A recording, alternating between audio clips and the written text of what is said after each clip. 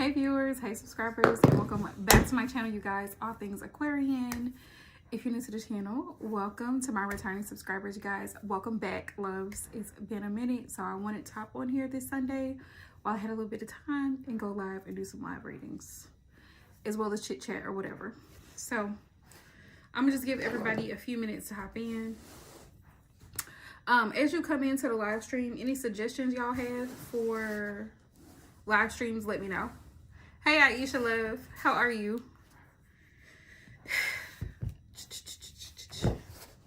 Any suggestions y'all have for like readings? I want to go into the new year doing different things for my channel, and one of the things I don't really care to do anymore is zodiac sign readings because everyone does them. I may still do them temporarily, but like kind of switch it up a little bit to where I'm doing readings that actually benefit people, like, you know, what you need to know or what you can expect going into the new year, because that's coming up in the next 3 to 6 months. What you need to know, what spirit wants you to know, your spirit guides and ancestors, what they want you to know, things you should focus on, what can you expect financially and career, like things that are actually going to be beneficial for the collective. I get it. A lot of people are focused on, you know, love readings and whatnot, and I'll still do those too, but I really want to zone in on the important things, like getting your finances in order and focusing on your career, getting your business up and going if you're an entrepreneur or a business owner, like things of that nature, things along those lines of nature. I'm not too worried about exes coming back because they always gonna do it anyway.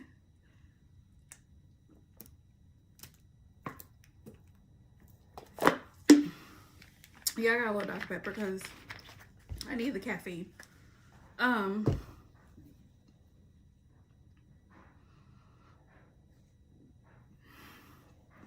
Love readings will always be a thing. Like, you can go on YouTube right now and type up love readings, and there will always be somebody doing what's going on between the divine masculine and a karmic. There's always going to be somebody talking about your twin flame.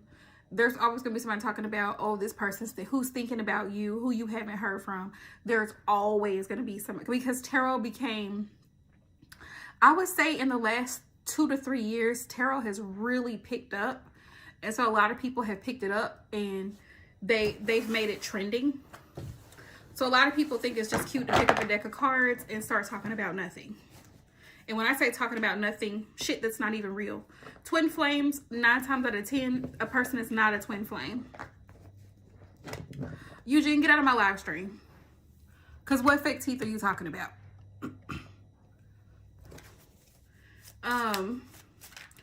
Please do not come in my live stream with nonsense, because you'll get blocked immediately. I don't play over here. Just know that. Yeah, Isha, if you see somebody saying something crazy, you can go ahead and block them.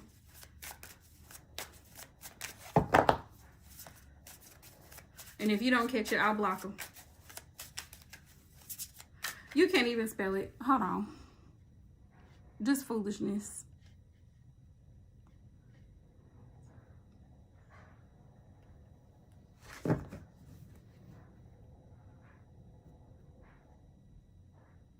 Hi.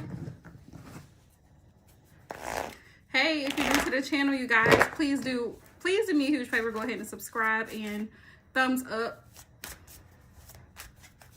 Y'all, this light is like really dull. Let me see if I can turn this one on. Hang on. See if I can turn this one on, because this light might help. I have studio lights.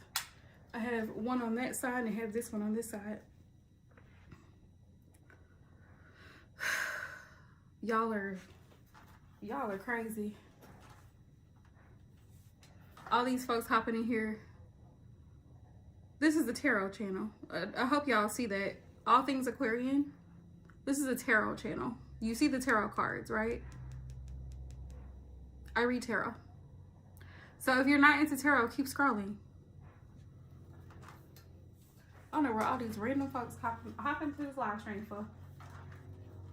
Like something finna go down.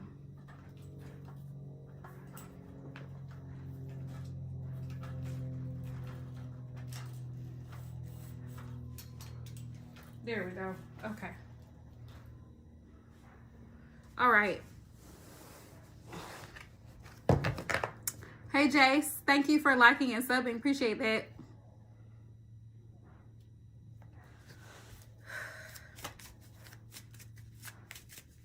But yeah, if y'all have any ideas for readings that y'all would like to see, let me know.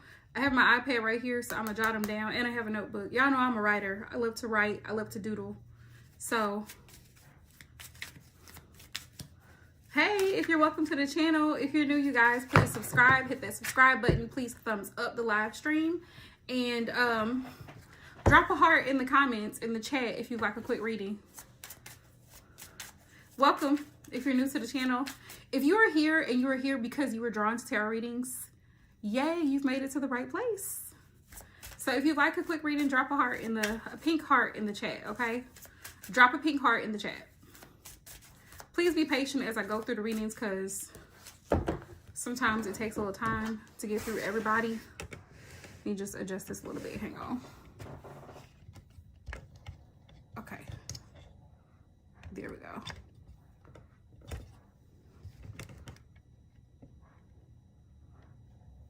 Bye, Ohio State fan too. Bye. Get out of my live stream. Go ahead and get out of my live stream. Jesus is your way. Jesus is the way that you choose. Let that be for you. Get out of my live stream. It's always the religious zealots for me. They do the absolute most. Ain't none of these folks encountered Jesus. You've never even seen Jesus. Who are you to tell somebody what Jesus is doing? Do you talk to Jesus? Like y'all have one-on-one conversations? Oh, okay. Get out of my live stream. Kayla.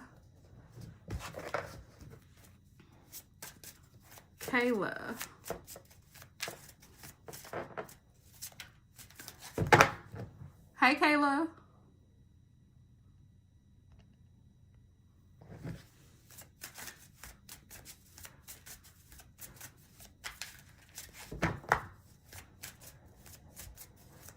Kayla, are you wanting a reading?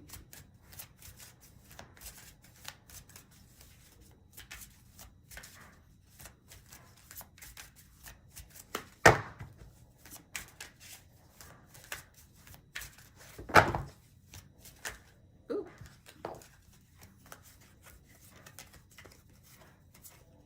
I see a whole lot of pink hearts down in the chat from Kayla Savon 2859. Kayla, are you wanting a reading?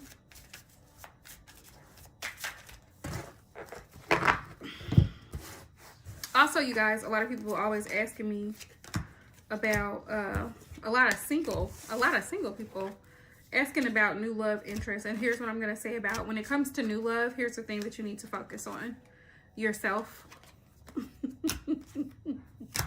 I know that sounds so cliche, but if you are a single person and you are wanting to find your person, you need to focus on yourself more than anything.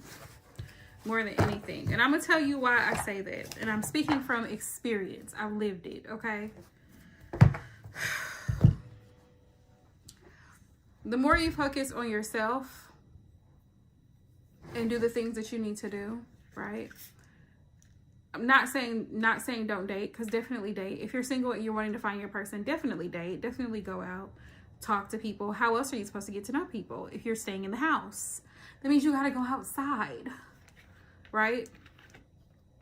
But if you're looking for your person, you have to focus on your needs, your healing, your needs, your habits. So when the right person does come along, they can match that energy. If you're taking care of yourself very well and then someone else comes along who's only giving you bare minimum, you're not going to tolerate that because you treat yourself very well already. Thank you, Kayla.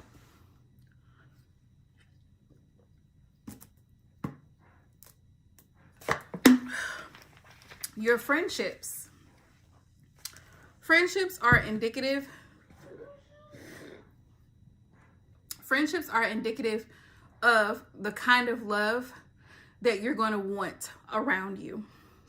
When you have girlfriends and friends that pour into you so well. Your friends, they know you so well. They're gonna call you up and say, hey girl, you good? Let's go grab something. Let's go here. Let's go on a trip. Let's do this. Let's have some fun together. What's going on? What's bothering you? Like, your friends are there for you on a regular basis. They're consistent. They show up. You're going to expect the same thing out of a partner. This is why I say you have to focus on yourself and your needs first before you can really allow somebody else externally into your internal world, because now they have to step up. They have to show up for you the way the other people in your life who truly love you show up for you, if that makes sense. Kayla, you can drop your question. I find that if you're surrounded by community, like my friends, my real friends, the ones that really support me and love me on a regular basis, that are consistent in their communication, that show up for me, that are genuinely happy for me, they let me know. And I feel that love from them on a regular basis. And because I feel that love for them, I'm not going to tolerate anything less than that from somebody who's supposed to be a romantic partner. I'm not going to do it because my friends are going to show up and show out every single time. I just said you could drop your question. I didn't see your question in the chat. I was waiting for you to drop it. So just keep that in mind if you're single and you are, you know, looking or wanting to find the person for you. Your person is out there. You just have to be consistent with making sure your needs are met on a regular basis so that when they do show up, you hold them to a certain standard, if that makes sense. Keep your standards high, regardless of who it is and what it is, right? Keep your standards high. Hi, how are you, Janine? You guys, if you're new to the channel, please thumbs up the live stream, and also please don't forget to hit that subscribe button. Also, you guys, don't forget to hit the notification bell in that little top right corner so that way you know when I go live, okay? I'm gonna try to get back to my regular live schedule of going live Saturday mornings. And if I don't do Saturday, it'll be Sunday, but either way, going live on the weekends again. Because I just don't have the time during the week, y'all. I'll be tired. Your girl be tired.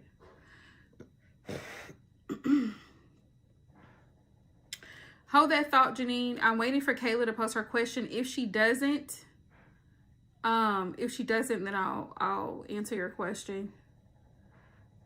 You just had what? Connected from... I don't understand what you just posted there. Oh, okay. Thank you, Janine. Appreciate that.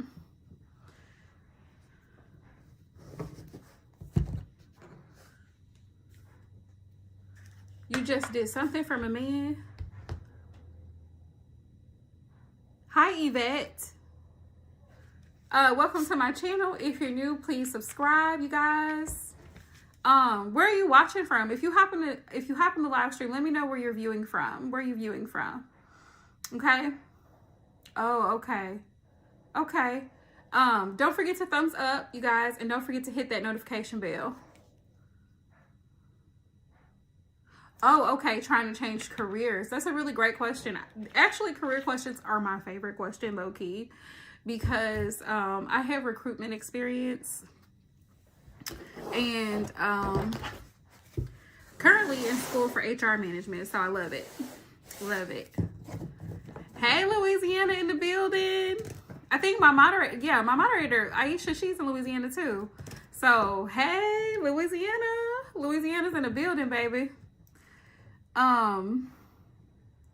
Okay, creative arts. Okay, you guys, give me just a second because I'm going to answer Kayla's question real quick. Kayla, so what do you want to know about your career? If you should switch careers?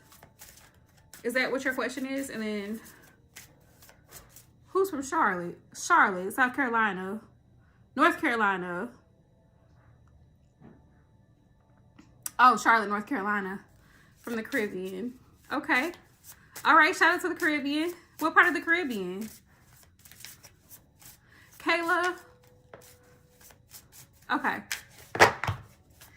Spirit, what is the advice for Kayla in regards to her career? What's the advice in regards to her career? What does she need to know, Spirit? Let's see. All right, y'all. Happy holidays to y'all too. I know everybody don't celebrate, but if you do, happy holidays to you and yours. Okay. I'm seeing to stay positive here, right, Kayla? These two cards plop right out. So the Ace of Wands is about using your skill set, your creativity to start a fresh start and growth. If you feel like there's some type of growth that needs to be had, then you may want to start applying to other jobs.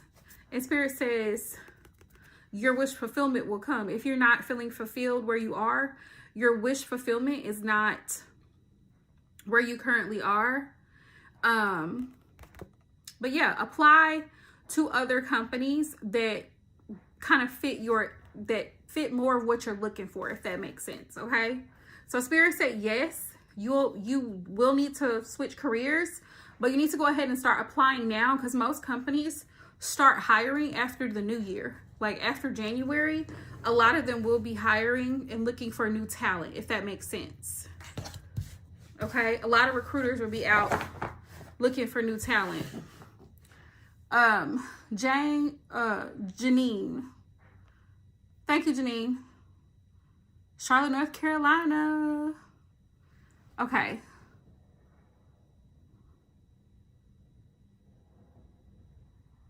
Do you do a cord cutting? If you feel you need to do a cord cutting, I think that was your question. If you feel like you need to do a cord cutting because you just broke things off with someone to cleanse your energy, that may be a good idea. That could be a good idea to do a cord cutting. Or one of the simple things that I like to suggest to a lot of my clients, a lot of times, what's coming up for you, Yvette? Yes. But as I was saying, Janine, a lot of times things that I recommend for my clients are very, very simple. Okay. One of the things you can do, I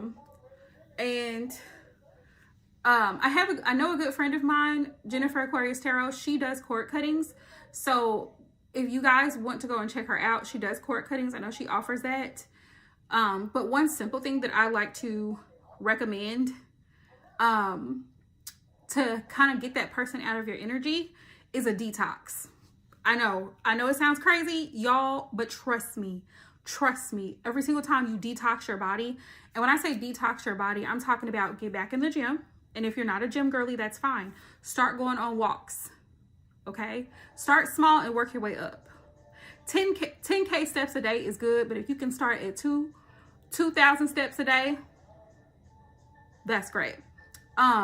You want to do like a flush to detox your body, to get someone out of your system.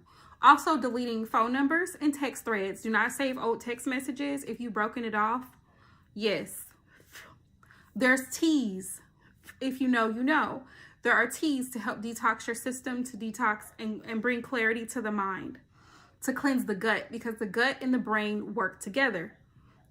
Yes, now is a really good time to detox. I know in the Caribbean, there's a thing that you do where you drink warm water and you add salt to it. It's going to help flush out your colon. There's a certain amount of salt and you add a little lemon to it. You add a fresh lemon juice to it. You stir it up, and you can add a little honey to it for flavor, because you know salt water is really nasty, it's brine, but it's going to help detox your system. And green tea, drinking green tea is really good to help detox your system as well. All right. I always encourage people to do their research, because everybody's body is different. Everyone's blood type is different, but definitely detoxing. Let me see. You want to know how this person is feeling? He probably doesn't give a damn. Y'all ain't together no more. A lot of times men don't care. Once they've moved on, they have moved on. They're not that concerned. Now, the thing is, whatever little play toy he's got on the side, eventually that'll fizzle out, and he may try to reach back out to you, Janine. But a lot of times men don't be caring like we do. Men don't have the same emotional capacity that women have. We are very much nurturing and giving all the time. We give people way too many chances. Men don't. When a man is over something, he is over it. He will walk away and he will not think twice about it again. He's not worried about it. Whatever falling out, if y'all had an argument or whatever 5 days ago, he's not worried about it no more. He has moved past it. You see what I'm saying? Like, he's not, he just texts you. It's yeah, they don't really care. They don't really care. And if they reach out to you after y'all had a really big fight or argument or something like that, and they didn't apologize, they didn't acknowledge their faults, 9 times out of 10, they want you to overlook it. They think, a lot of men who are manipulative, keep this in mind, the ones who are manipulative, they will give you space as a way of avoiding accountability. Like, they won't apologize and say, you know what, I'm sorry, love, I should have responded differently, I shouldn't have overreacted, or whatever I said to you, it was out of line, it was inappropriate, it won't happen again, you know, and I'll do better, you know. A lot of times they'll just go ghost for days, and then what happens is they'll pop back up. Tell me I'm lying, because I know some of y'all have gone through this. Yeah. And so they'll pop back up and be like, hey big head, hey babe, I was wondering if you want to go with me to such and such tonight. No. Just because that happened a week ago, I'm still holding that grudge. You never asked for forgiveness for this, and I'm not allowing you to come back in here until you do. That's where it's your responsibility, our responsibility as women, to hold them accountable. Like, if he says something that was out of line and inappropriate, okay, you need to address this first. We're not just going to act like, we're not just going to sweep this under the rug and act like it didn't happen. No, sir, you need to take accountability, and you need to apologize for what you did or what you said. Right? That's the biggest thing. Spirit, how does Janine's person feel right now towards her? Yeah, they don't be taking it serious. Oh, yes, boundaries and standards. What you're not going to do is come over here and talk to me crazy and treat me any type of way and think that I'm just going to let you get away with it. Absolutely not. Absolutely not. Yeah. He feels like there's a lot of love missing between y'all. That 2 of Cups came out. Yeah.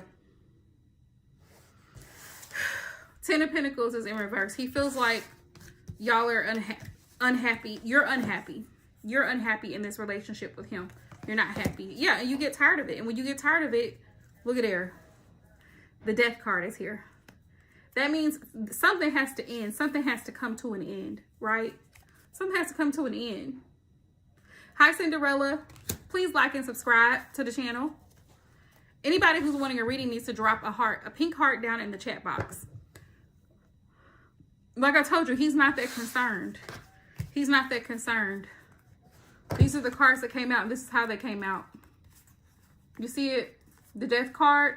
This relationship is coming to an end. It needs to come to an end, or something needs to change, because death is about energy not being destroyed. Energy cannot be destroyed. It can be transferred. Okay? So either it needs to change or it needs to die. Whatever it is. And this applies to all relationships. Friendships are included in this type of thing as well. You can't let people talk to you and treat you any type of way, or show up half-ass, or only put a little bit of effort when it's convenient for them, and then want you to go all out for them. That's not how that works. Right? Sometime-ish, iffy. Yeah. That's good. Okay. Ooh, Aisha, do you remember who's next? Because, girl. Yeah. Don't tolerate the nonsense of somebody pretending like something didn't happen that did. Hey, Phoenix Rising. If you drop a heart in the chat, I didn't see your message. I didn't see your message there. Thank you, guys. Yes, please make sure you like and subscribe. Thank you, Yvette.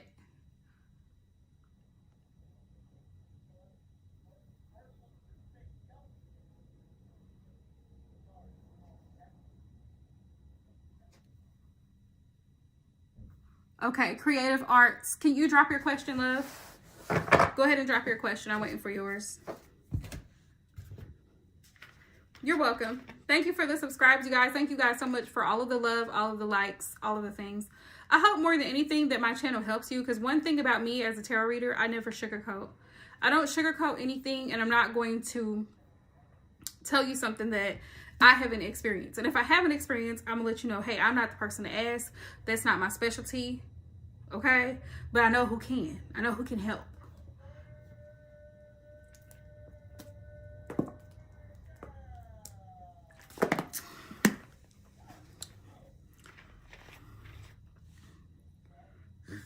Thank you, Aisha Love. Will you guys reconcile and work on things between you, or has he moved on? Okay. Has he moved on to Kayla? Okay. Creative Art Spirit. What's the energy between Creative Arts and Placid?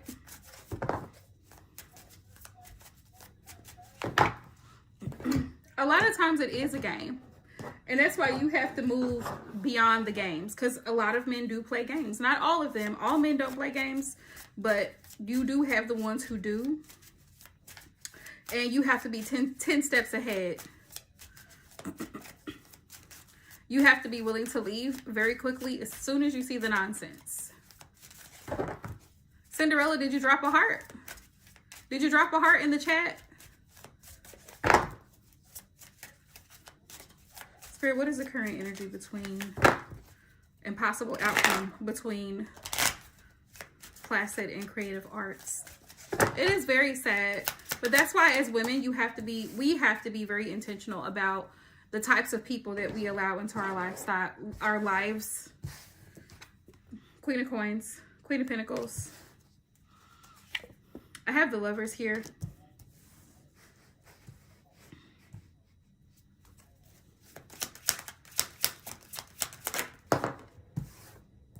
Knight of Wands. I don't like it. I don't like it. Thank you, Phoenix Rising. I don't like it. Knight of Wands and the Lovers here. Let me show you what this means, Creative Art. So the Knight of Wands next to the Lovers here is that, yeah, he likes you a lot. He has deep feelings for you. He sees you as somebody who's very responsible. Yet at the same time, he's here for a good time, not a long time. Knight of Wands energy. This person is here for a good time, not a long time.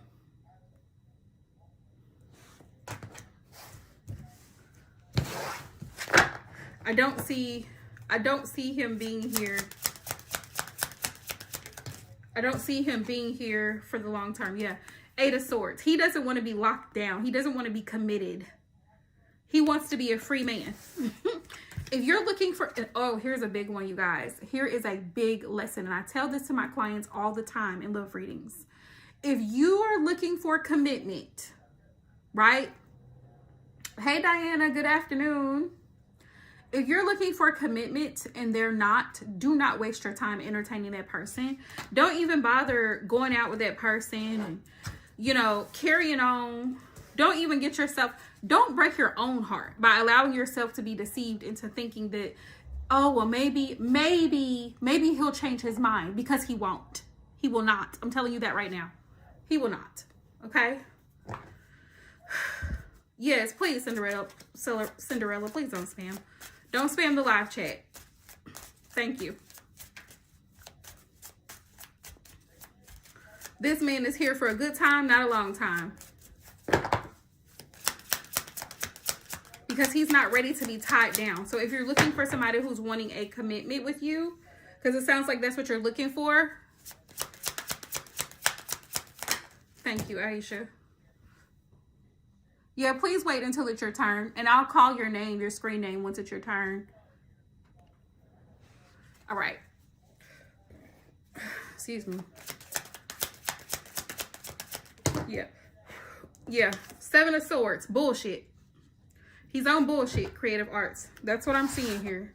8 of Wands. If he talks to you and reaches out to you or you interact with him, he's not looking for a long-term situation. Ask him. Ask him what does he want from you? If y'all are still talking and still texting, and you know that there's another person that has his interest or has piqued his interest, ask him. Ask him. Never beat yourself up about it. Because there's a saying that if he wanted to, he would. And I will die on that hill. If a man really wants you, he's going to make an effort. He's going to make an effort. He's going to make you, let it be known that he wants you to be his woman. He's going to make that very much known. He's going to want you to meet his mom. He's going to want you to meet his family. He's going to bring you around bring you into his energy. He's going to want to be supportive of you. He's going to want to make sure that you are comfortable, that you are taken care of, because he wants to make sure that his woman is taken care of. You don't have to second guess it. But Seven of Swords is my bullshit card. Mind games and bullshit. That's not even relevant at this point. It doesn't even matter whether he likes her or not. The fact that he is entertaining someone else is all that you need to know. That tells you everything you need to know. The fact that he's claiming to like you, but you know for a fact that there's this other female involved somewhere in the picture, that tells you everything you need to know. Okay. Aisha, who's next? Who is next? I know who's next on the list.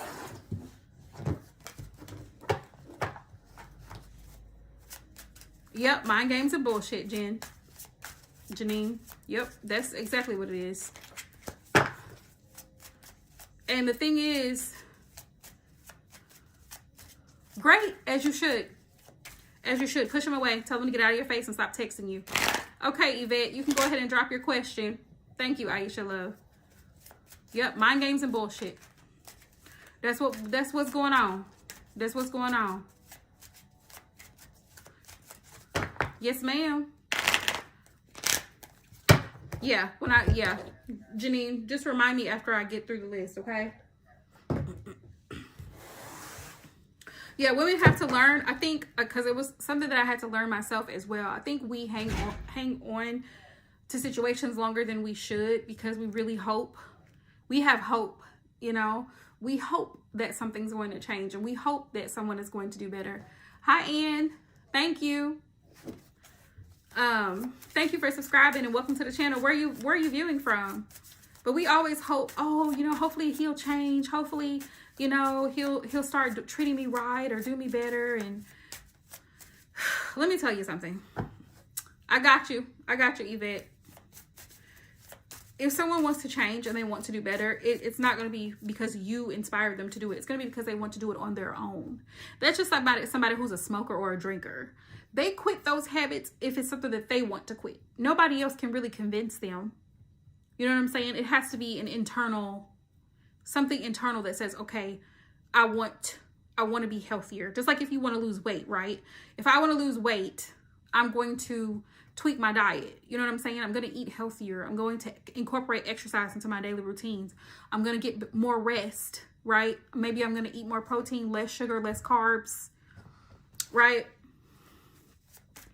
Spirit, what's coming in for Yvette?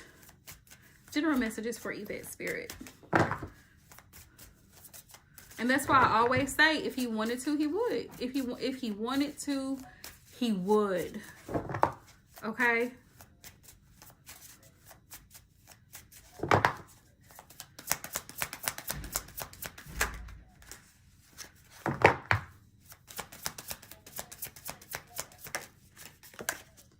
The Sun. Blessings are going to be coming through for you. Also happier times, more joyful times, and more joyful experiences. I feel like better experiences.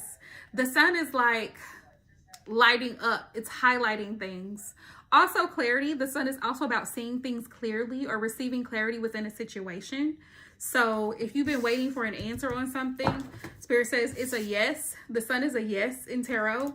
Also shedding light on a situation or bringing clarity, if that makes sense.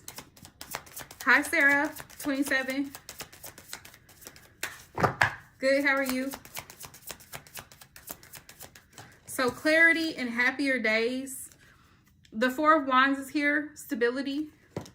Stability, possibly a celebration. I don't know if it'll be like someone's birthday celebration coming up, your birthday celebration coming up soon.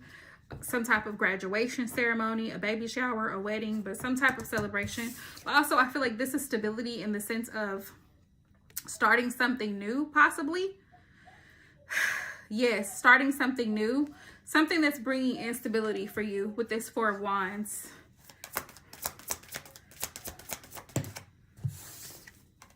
Yep, Queen of Pentacles, financial stability.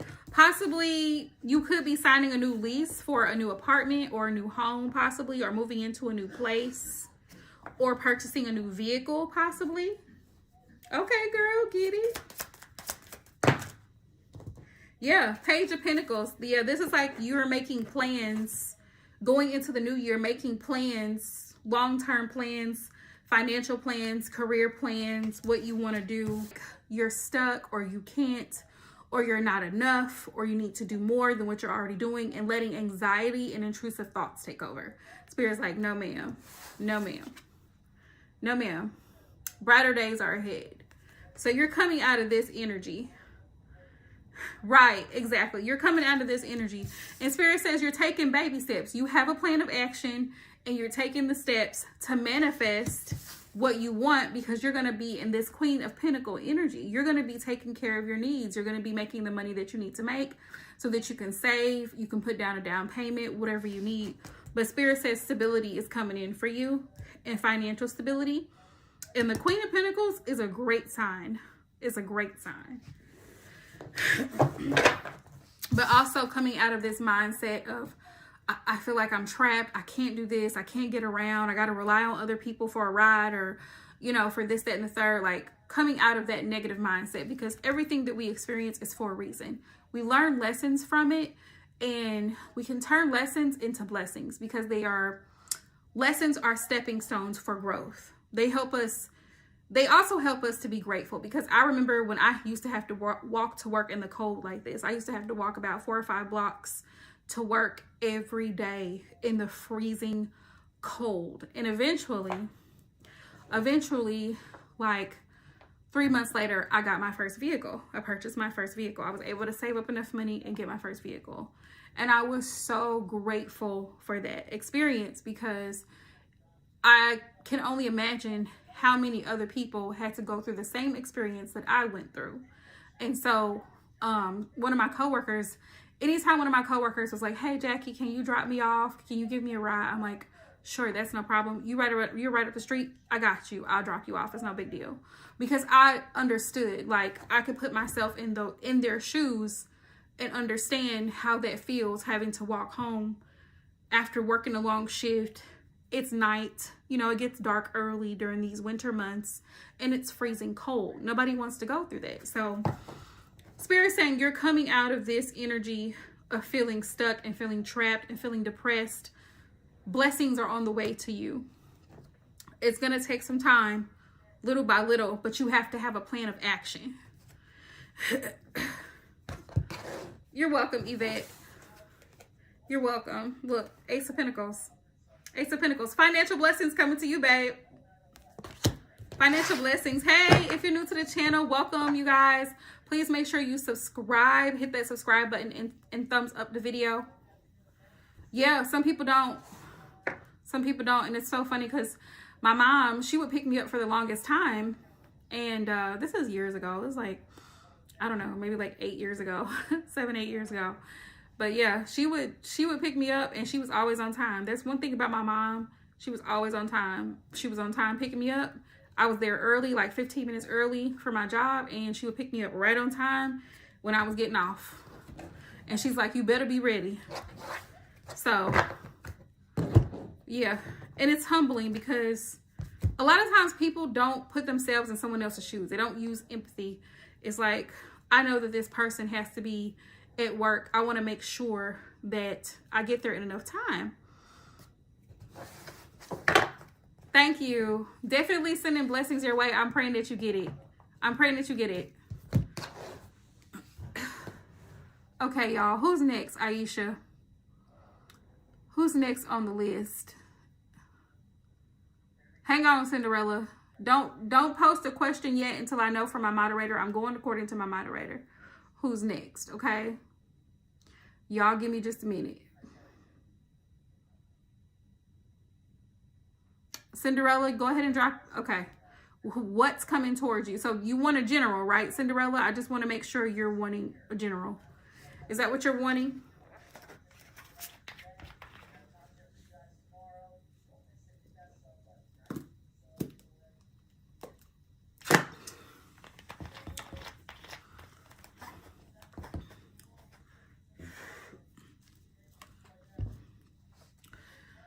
the funny is that we're talking about humbling experiences, because I think a lot of people get real cocky because, oh, I'm driving a 2024. I'm driving a 2023. No one cares. A vehicle that is working and running and in good condition is a blessing. If it can get you from point A to point B, my car may be a 2020 and your car could be a 2025. My car is still a blessing to me, just like your car is a blessing to you. It doesn't matter. It doesn't matter. If the car works and it gets you back and forth from point A to point B, it's a blessing. People get real arrogant and real cocky because they feel like they're better than you because they have this, that, and the third. And at the end of the day, we all just trying to get from point A to point B. We're all just trying to survive. We're all just trying to make sure the bills are paid, the kids are taken care of and fed, and everybody's warm, you know? So it's definitely a humbling experience. And a lot of the things that we have are materialistic. They can be gone. It can be taken from you in a heartbeat. In a heartbeat. She don't. I see her.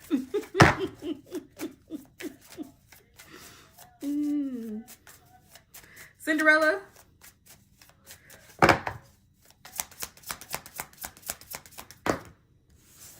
Coming out of this energy, 5 of Pentacles, blessings.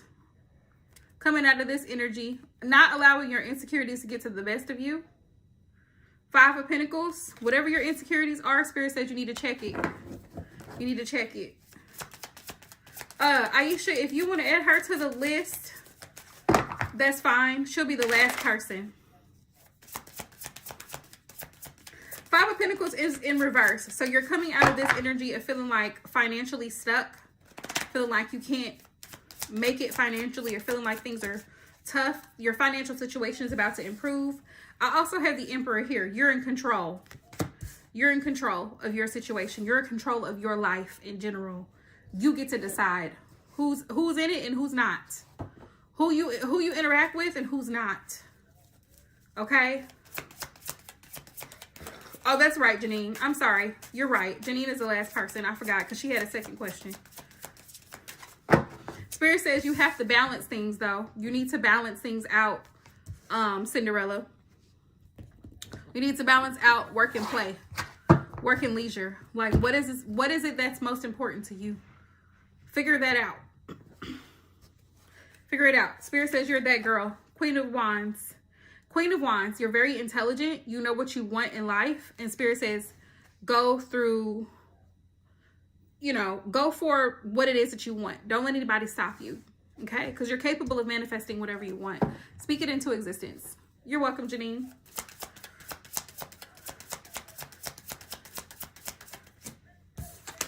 You're fully capable of doing the things that you want. One thing I love about fire sign women, one thing I love about Aries, Leo, and Sagittarius women, they will get it done. They will get it done. Phoenix is next. Okay. Thank you, Aisha, because I be forgetting, girl. They will get something done. So Cinderella, Spirit's like, you're that girl, and if you set your mind to do something. Also, this cat, I don't know if you can see this black cat down here, but cats are omens. You're a Sagittarius. How fitting is that? Y'all will get stuff done.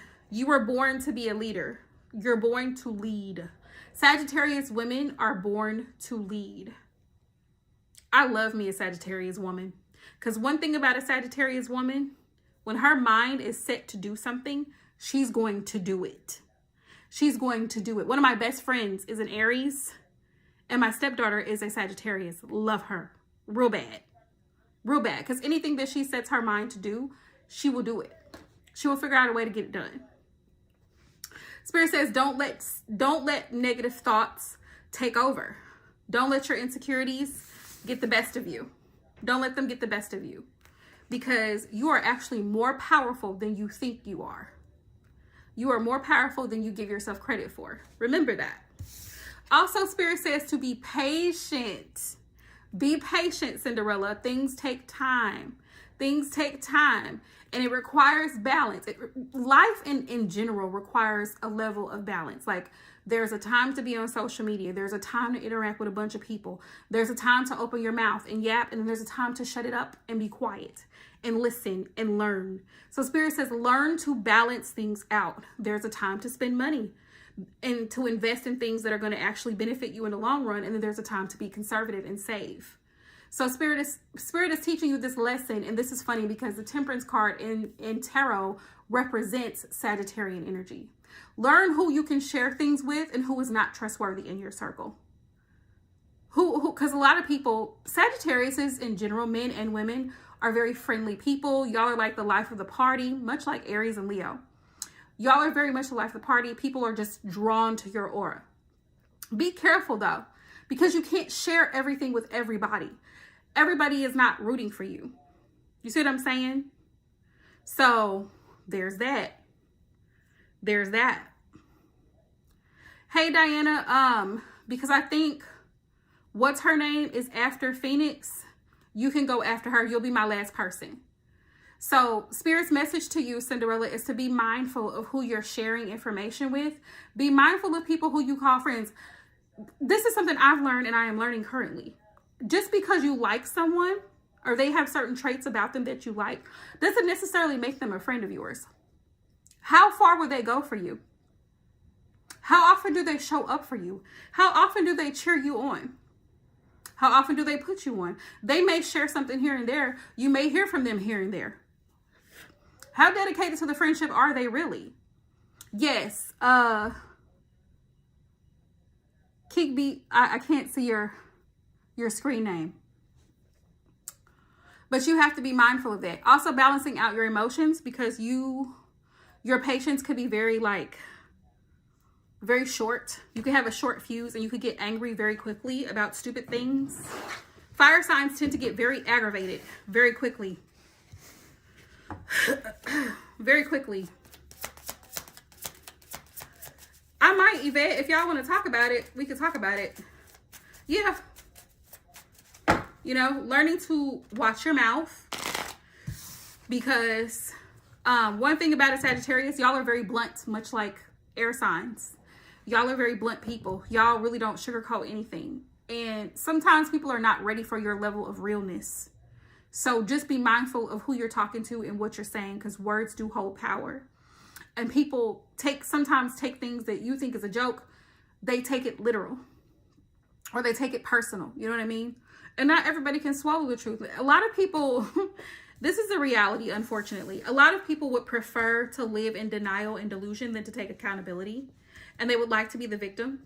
And they would like to blame other people for their situations in life, when really it's them. Really, it's them. Yeah. Really, they're the problem. So just keep that in mind. There is a time, though, where it needs to be said. You're the one that needs to say it. Because if you don't, who will? Sometimes there's, like I told you, there's a time and a place. It reminds me of a scripture in the Bible in Ecclesiastes where it says, there's a time for everything, a season and a purpose for everything, right? There's a time to be active and there's a time to be still. There's a time to speak up and there's a time to remain silent. Know when to, discretion, that's the word. Practice discretion. That's what Spirit wants you to know. Okay, what else is coming in? Protect your energy. Protect your energy. I cannot stress that enough. So you are a Sagittarius, meaning that you are ruled by the planet Jupiter. Jupiter is a planet of expansion and abundance and financial wealth. So you have the potential to become extremely wealthy. And you will have people who know that you attract blessings in so many different forms. And it's not always in the form of cash, but blessings can come in the form of opportunities. You may win something. You may go on a vacation, and other people see that you're winning in life and excelling, and they're still here. You're going up and you're growing, and they see you're excelling, and then they become jealous. And you know what happens to people who are jealous? They become bitter. And bitter people are some of the worst people to have around you, because they're looking for your fall. They're looking for something, to very much find something about you. So protect your peace, protect your assets, and keep a lot of those blessings to yourself. Like I said, discretion. You know who you can share things with and who you cannot.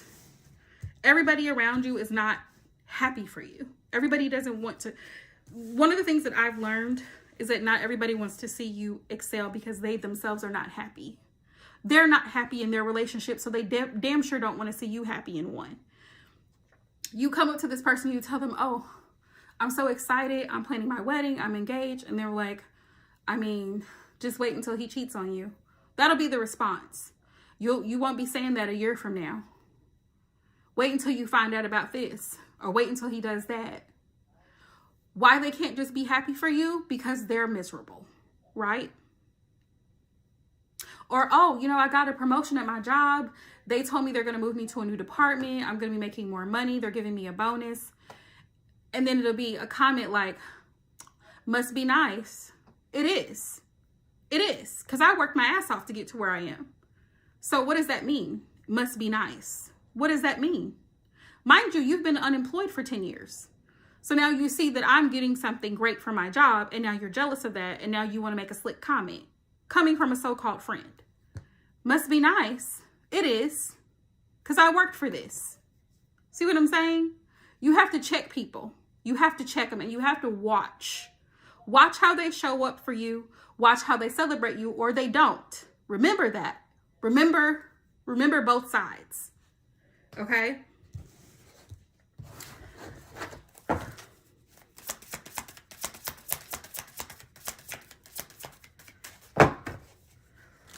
Or you're telling this person, you know, oh, I'm moving into a new place. I really like my new place. They ask to see it. You show them and they're like, oh, I don't like this. I don't like that. Okay, get off my line. You asked to see it, so I'm showing you. And now you have a problem with my new place. Why can't you just be happy for me and shut up? Like, people are like that. I don't know why people are like that. But instead of them just finding the positive and going with that, they would rather find something to complain about. How was the trip? Oh, it was all right. They could have had this. They could have had that. Like, people tend to be inherently negative. I don't know why. I don't know why it is.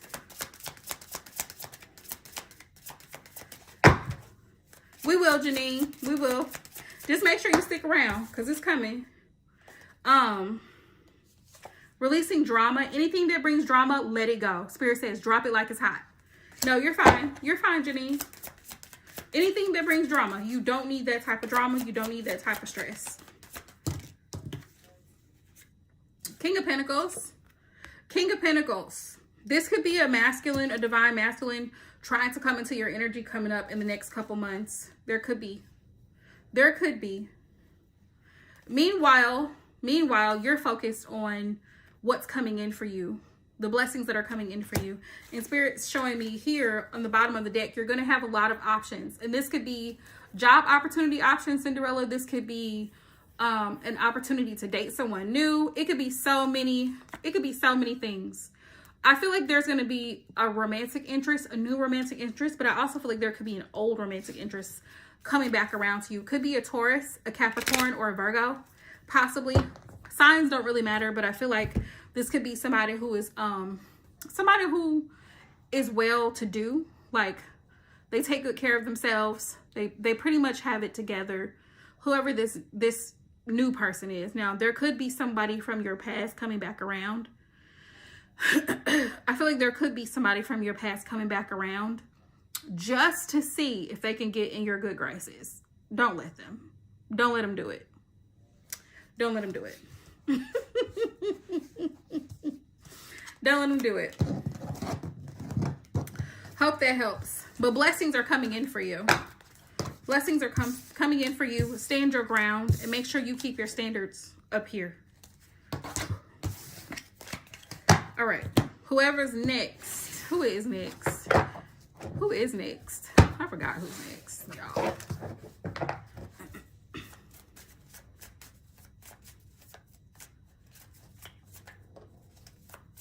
You're welcome.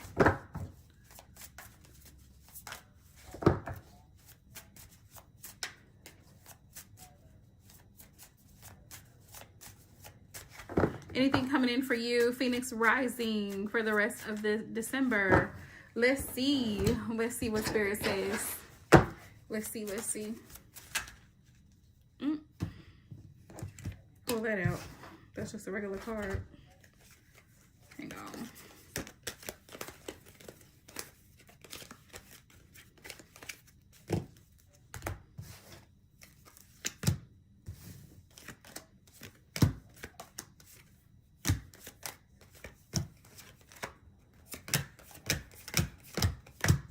Okay. Spirit, what's coming in for Phoenix rising for the remainder of December?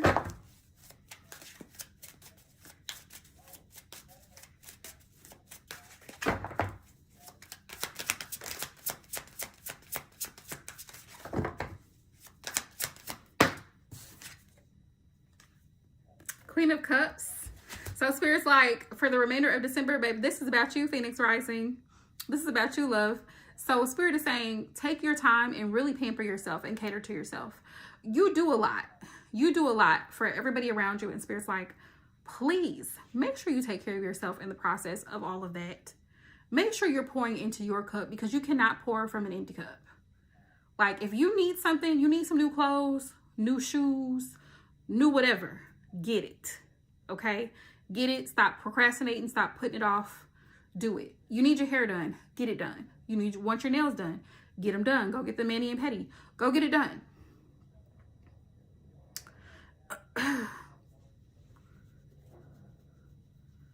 She's last. She's last, Aisha, love. Janine is last. She's my last one. Close out. Oh, no. Diana. Janine and then Diana is the last one. But yeah.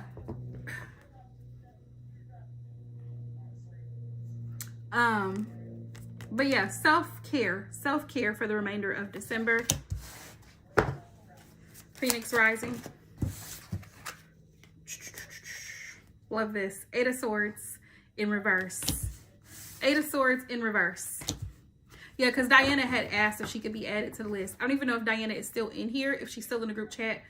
But yeah, Spirit's like, coming out of this energy, not allowing your anxiety to take over.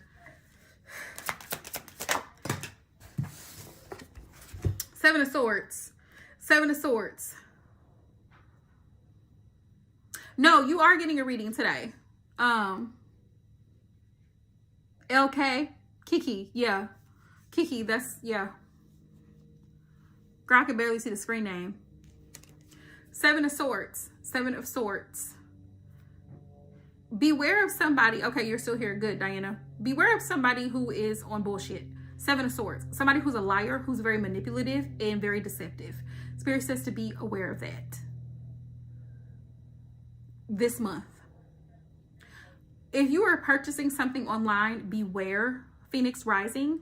Be aware of people who are scamming. Make sure you read the fine print. Make sure they have a return policy on any items that you purchase online. And make sure that you lock your card, like your debit card, when you're not using it, or credit card when you're not using it. Because people are out here really scamming. They're really scamming.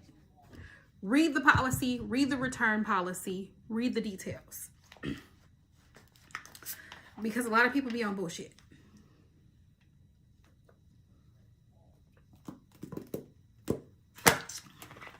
They really do.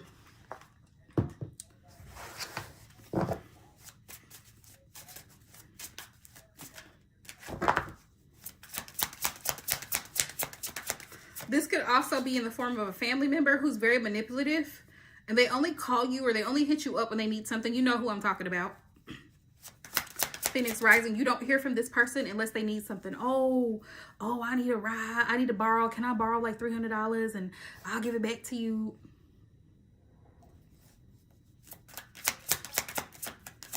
Spirit says be aware. Be aware and make sure your boundaries are intact. Two of Wands. Making plans going into the new year. Spirit says sit down. If you have not gotten you a planner, I highly recommend it. I highly suggest it. I have a digital planner on my iPad that I use. Chef's kiss. Helps me a lot because I can transfer things from my planner into my Apple Calendar and it'll pop up as a reminder for me. So if you're struggling to like balance everything out and you have a lot of responsibilities, a lot of things to do, get a planner. Going into the new year, what are the things that you want to accomplish? What are the steps that you're taking to achieve said goals? Because you want to start off strong. You want a strong start the first 6 weeks of the year. You want a strong start. Two of Wands is about making plans and moving forward. Also options, because there's 2 wands here, as you can see in this card. And it's like either you can go this way or you can go that way. Weigh out the pros and cons of whatever decisions that you decide to make. Spirit says. But always be aware. Be aware of tomfoolery. Be aware of something not making sense. If it doesn't make sense, it's probably not true. If somebody's telling you something and it sounds off, 9 times out of 10, it is. Knight of Cups. You may have romantic interest coming in at the end of the month, going into January, or anytime this month. You may have somebody who has romantic feelings for you, a love interest coming your way and kind of like professing how they feel about you. This is definitely a strong feeling, like this person feels like you're the person for them, whoever this person is. If you decide to start dating, or you're actively dating someone now, if you're dating someone now, they're going to open up more and they're going to express the more lovey-dovey feelings. But if you do decide to start dating, Spirit's like, you're going to meet someone, and this said someone is going to open up and express that they have feelings for you. Could be a water sign. Could be a water sign. I have a lot of water here on the board. So Cancer, Pisces, or Scorpio placements, possibly.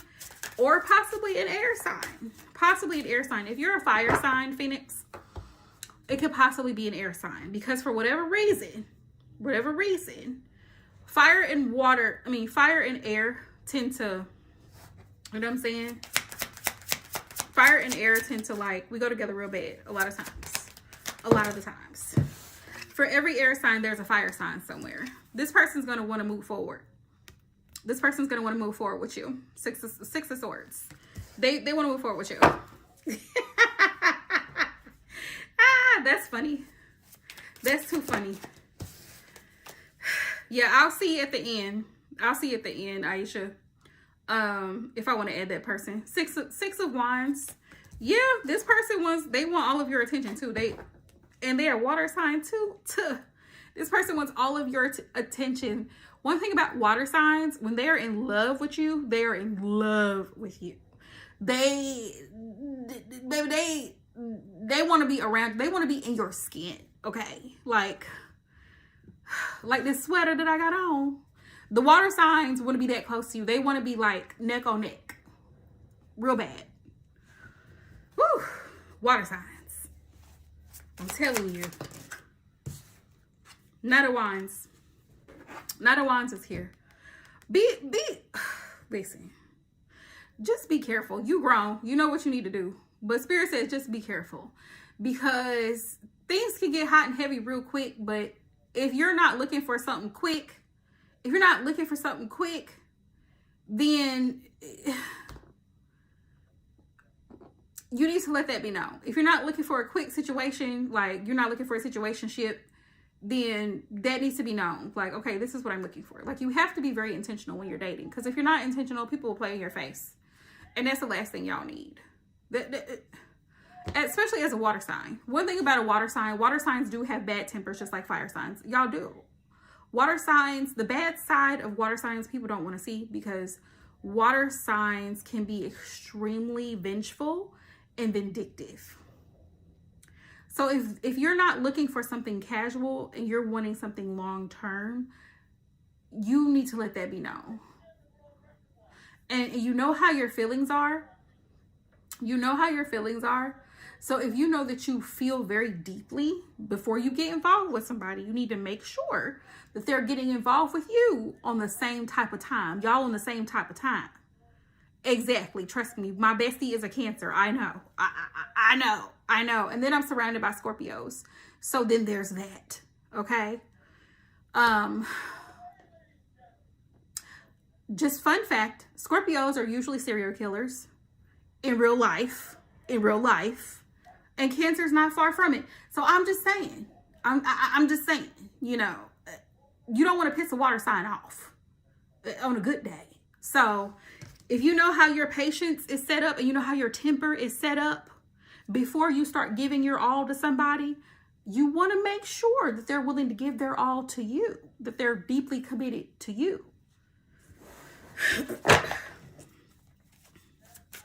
The funny thing that I find about water signs, though, is that people love y'all's emotional side because y'all are very giving. Y'all are very understanding, very empathetic people. A lot of people love that side of you. They love that side of you when it's convenient for them.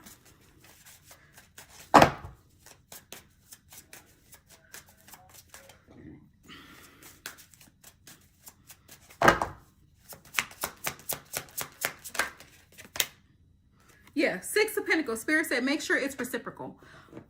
Make sure that whoever comes in and proclaims that, you know, they got feelings for you, whatever they're trying to do, that this person is giving you the same energy that you're giving them. Because I can guarantee you, you're going to give 110%, baby. 110. They might only be giving 75. They need to show up fully. They need to show all the way up. Okay? Because you could do bad by yourself. Nine of Pentacles, you probably have been single for a little while. You probably have been taking care of yourself for a little while because, you know, that's what water signs do. Water signs are very independent people. Y'all are very much the epitome. What I love about y'all move in silence. Y'all don't like a lot of people in y'all's business, and y'all are not in a lot of people's business. Y'all do what works for y'all. Y'all are not concerned with what anybody else thinks about what you got going on, and y'all move quietly and get things done in your time. No, not yet, Janine. I'm used to doing readings. I used to sit on here and do readings for like 3 or 4 hours straight when I first started reading tarot like 5 years ago. I used to do it 2 or 3 times a week. But yeah, it looks like you're going to be taking care of yourself. One thing about water signs, y'all are not quick to yap and tell everybody y'all's business and what plans y'all got going on. That is a very valuable trait to have. Exactly. Because y'all understand the power of the tongue, and y'all understand that people have a devious side deep down. And so if you run your mouth and you tell the wrong people what you have going on, they're not going to wish you well. They're not going to show up. They're actually upset at the fact that you got it and not them. You're so sweet, Janine. I actually enjoy doing tarot. I don't do it as much as I used to do anymore because I've been consumed with my personal life, and I'm in school, I'm in college. So I'm halfway through my bachelor degree program, and I've really been sticking to it to make sure I get through my coursework, but I still try to make time to do my readings and things. But I appreciate everybody here. And if you guys want, I will drop my Amazon wish list because I have some things that I do need for tarot. And if y'all don't mind, if you want to send me something, you can. But I will just leave it there. And if you want to send it to me anonymously, that's perfectly fine. Only thing is, I would have to get, I need the address to get it sent to, because I don't have my P.O. box anymore. I haven't used my P.O. box in so long. No, you're fine, Janine. It'd be simple stuff. It'd be simple stuff like candles and incense and stuff like that. Candles and incense. Real simple. Sage bundles. I haven't bought sage bundles in probably over a year. Okay. But yeah. Yes, taking care of you because you do a lot. That's the thing. Spirit says take care of you because you do a lot. Thank you, Yvette. That is so sweet. That's the sweetest thing I've heard all week. Thank you so much. Like, if you know, you know, college is not for the weak. College is not for the weak. Let me tell y'all, especially working a full-time job and, you know, trying to maintain clientele, like, it is not for the weak. Like, the assignments that they give you, especially when you get into your junior and senior year of college, like when you're almost done and you've almost reached your degree, like they start piling on thick, like the coursework, statistics, graphics, science, like yes, I agree with that, Diana. I definitely agree with that. Water signs are very intuitive people. They feel people. They feel people out very well. Water sign people can tell if someone is genuine and if they're not. And water signs can feel that. They can feel that energy from a mile away. That is amazing to me. That has always been amazing to me, that they can actually feel that from people. They can feel it just by looking at somebody or just talking to somebody for a few minutes. They can tell. They can tell if you're a genuine person. They can tell if you have bad intentions or you just have bad energy around you. They can feel it. I'm sorry, y'all. Whoever's next, go ahead. Go ahead and drop your question, y'all. I'm trying to keep it going.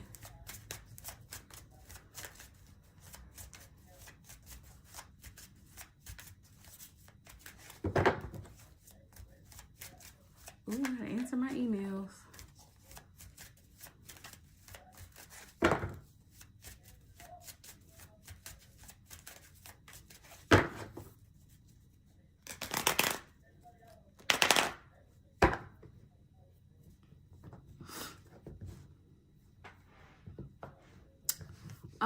I think what I'll have to do, y'all, is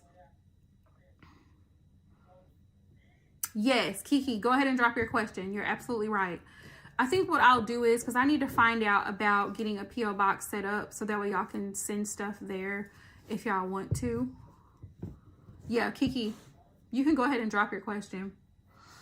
I just haven't had my P.O. box since I moved. I moved back in April, and so I had let my P.O. box where I lived previously just go because I didn't feel like driving over there.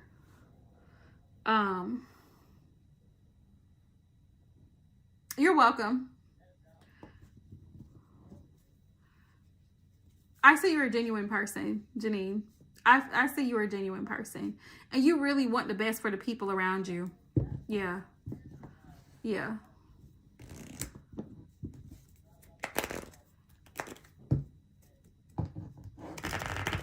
I think they might let me renew it. They might let me renew my P.O. box. They might let me open another one. I don't know. I don't know. I gotta talk to them. They might. I don't know. They might be sick of me. I don't know. They might, you know what?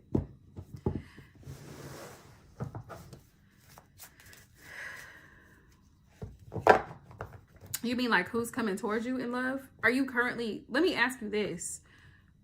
Is there someone that is on your radar when it comes to love? Like, is there someone that you have a romantic interest in that you're actually like communicating with currently? Let me ask you that. Because if you're not actively dating, there's no point. I'm gonna say this for everyone. If you're not proactively dating, asking love questions, it's kind of a hit or miss. You know what I mean? It's kind of a hit or miss because it can take a while. It can take a little while before somebody comes into your energy, like a new person, if you're not actively dating, right? The post office, the post office might be tired of me. They might be sick of me, but I'm gonna ask them and see about getting a P.O. box. For Kiki, I'm talking about Kiki, Janine. Are you, like, is there someone who, like, do you have a love interest currently? Somebody that you are currently dating or actively talking to in a romantic sense? Oh my goodness, you got your hands full. You got your hands full, y'all. And I thought we was out of retrograde. Didn't we just end a retrograde? Because I keep hearing about exes, y'all. Oh, child. Okay.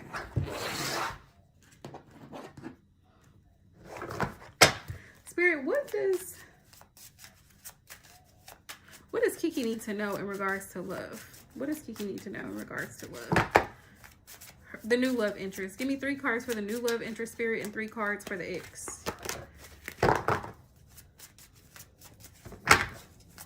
One of the best ways to get rid of an ex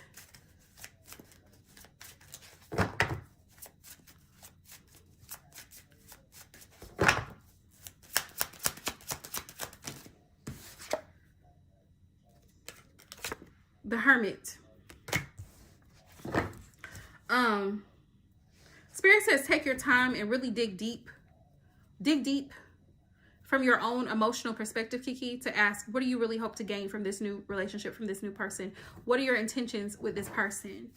And what are their intentions with you? What do you really feel intuitively? Spirit says to stay positive. The star is here. This is Aquarius energy, but Spirit says to stay positive with this new person. Because if you truly desire something beautiful with this person, you can have a very healthy, loving relationship with this person. But Spirit says you really need to take the time to withdraw. One thing that people do, Ace of Wands, there's a lot of attraction and chemistry between you and this person, and you want to keep the spark alive by actually going on dates and spending quality time and talking on the phone, getting to know each other, but making it gradual. Dating is done in steps. You know, you're dating for a little bit. If you decide you like each other, then you become girlfriend, boyfriend, right? Give yourself maybe a month or two, and then after you decide, okay, this person, I really do want a serious relationship with this person, give it 30 days. I want a relationship with this person, okay? So you both are in agreement, okay? So now this person asks you, okay, I want you to be my lady. Okay, cool. I'm cool with that, right? If you are. If you're not, I'm sorry, I just don't feel like we're in alignment. You know what I mean? I feel like we're going in two separate phases of life. I feel like we are on different paths, and I wish you the best, but I think we need to part our separate ways, right? No harm done. But if this person, the new person, is who you really want, you're very excited. And of course, any new relationship is always exciting in the beginning because you don't really know much about this person. But Spirit says, hermit mode. Take your time. You need moments of silence when you're dating. You need moments of quiet. The reason I say that is because it's exciting. The Emperor here is here, and this is just telling me this is a divine masculine that you're dealing with. This person could be a very dominant person, could be in Aries or have fire sign placements, the new person. But you need time to really think about your conversations, what you guys have talked about. If you've asked this person, like, where do you see yourself in the next 6 months, right? That's not far-fetched. Where do you see us in the next 6 months? What would you like to do? What are things that you enjoy? Because I would love for us to go skiing, for example. That's just an example. I really enjoy XYZ. You know what I mean? Like, you guys are talking, and things that they've said, maybe they talk about their children, maybe they have a child with someone, or, you know, they're co-parenting, or their job, their career is a big thing for them, or their family is a very major thing for them. You're getting to know this person. So Spirit says, going into hermit mode, what do you truly want with this person? What do you see within this person? How much of your own intuition do you trust to make a decision going forward? A very serious and life-changing decision with this person going forward. How do you see this person, and how do they see you? Yeah. And that could be tough. That could be tough because that person you're always going to have a connection with that person because of the child, right? But if it's not about the child, there's nothing that needs to be said. That's the problem. A lot of times men can't just leave it at that. Sir, we have a child together. Come get your child and be on your way. Okay? Great. Wonderful. That's great. So Spirit says, is he a family man? Because you already have a child. So he's going into a family that's already been created. So is he a family man? Is he wanting to be a family man? Is he wanting to take on that responsibility of being a stepfather? What are the intentions with him? Spirit says, take your time and find out, you know, what this person's intentions are towards you and your child. Okay. Spirit, what about the ex? What's the energy surrounding Kiki's ex? My list is closed, 2400. I'm so sorry. My list is closed.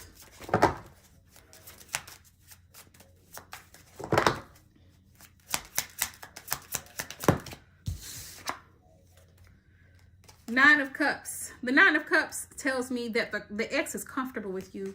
You are his comfort zone, and that's why he still shows his ass from time to time and gets beside himself, because he feels comfortable with you.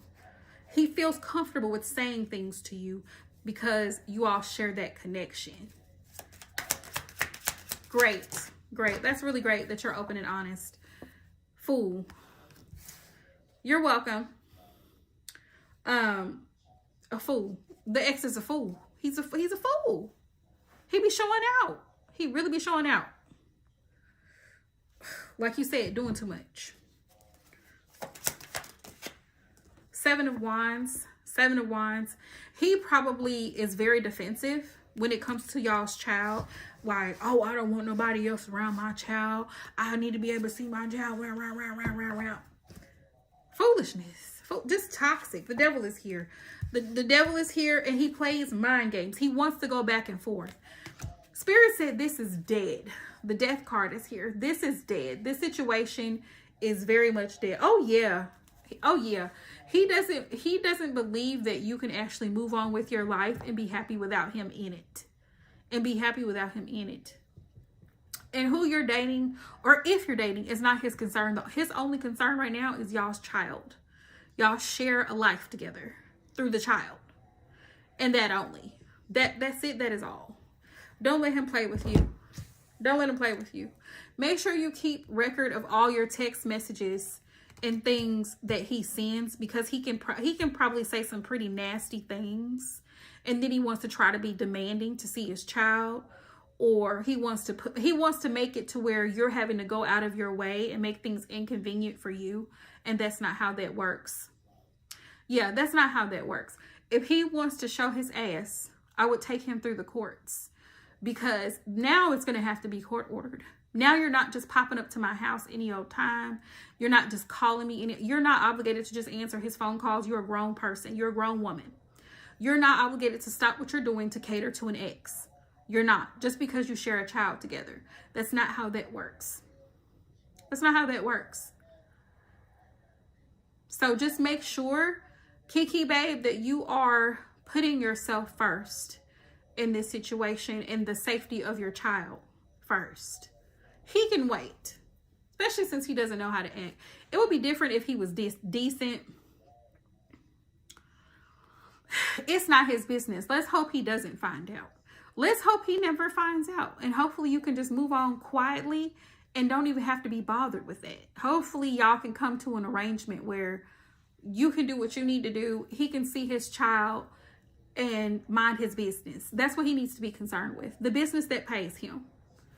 That he doesn't need to be involved in anything that you have going on. He's irrelevant at this point. Outside of the child, there's nothing else to discuss. That he doesn't need to know that there's a new guy. And you don't need to rub that in his face either. I wouldn't even mention it. It's not his business. Great. He doesn't need to know anything. Keep him in the dark. Keep him in the dark. He doesn't need to know anything. It's not his business. It's not his concern. Only thing that he needs to be concerned with is taking care of this child. That is it. If he was a decent person, he would still be there. Right?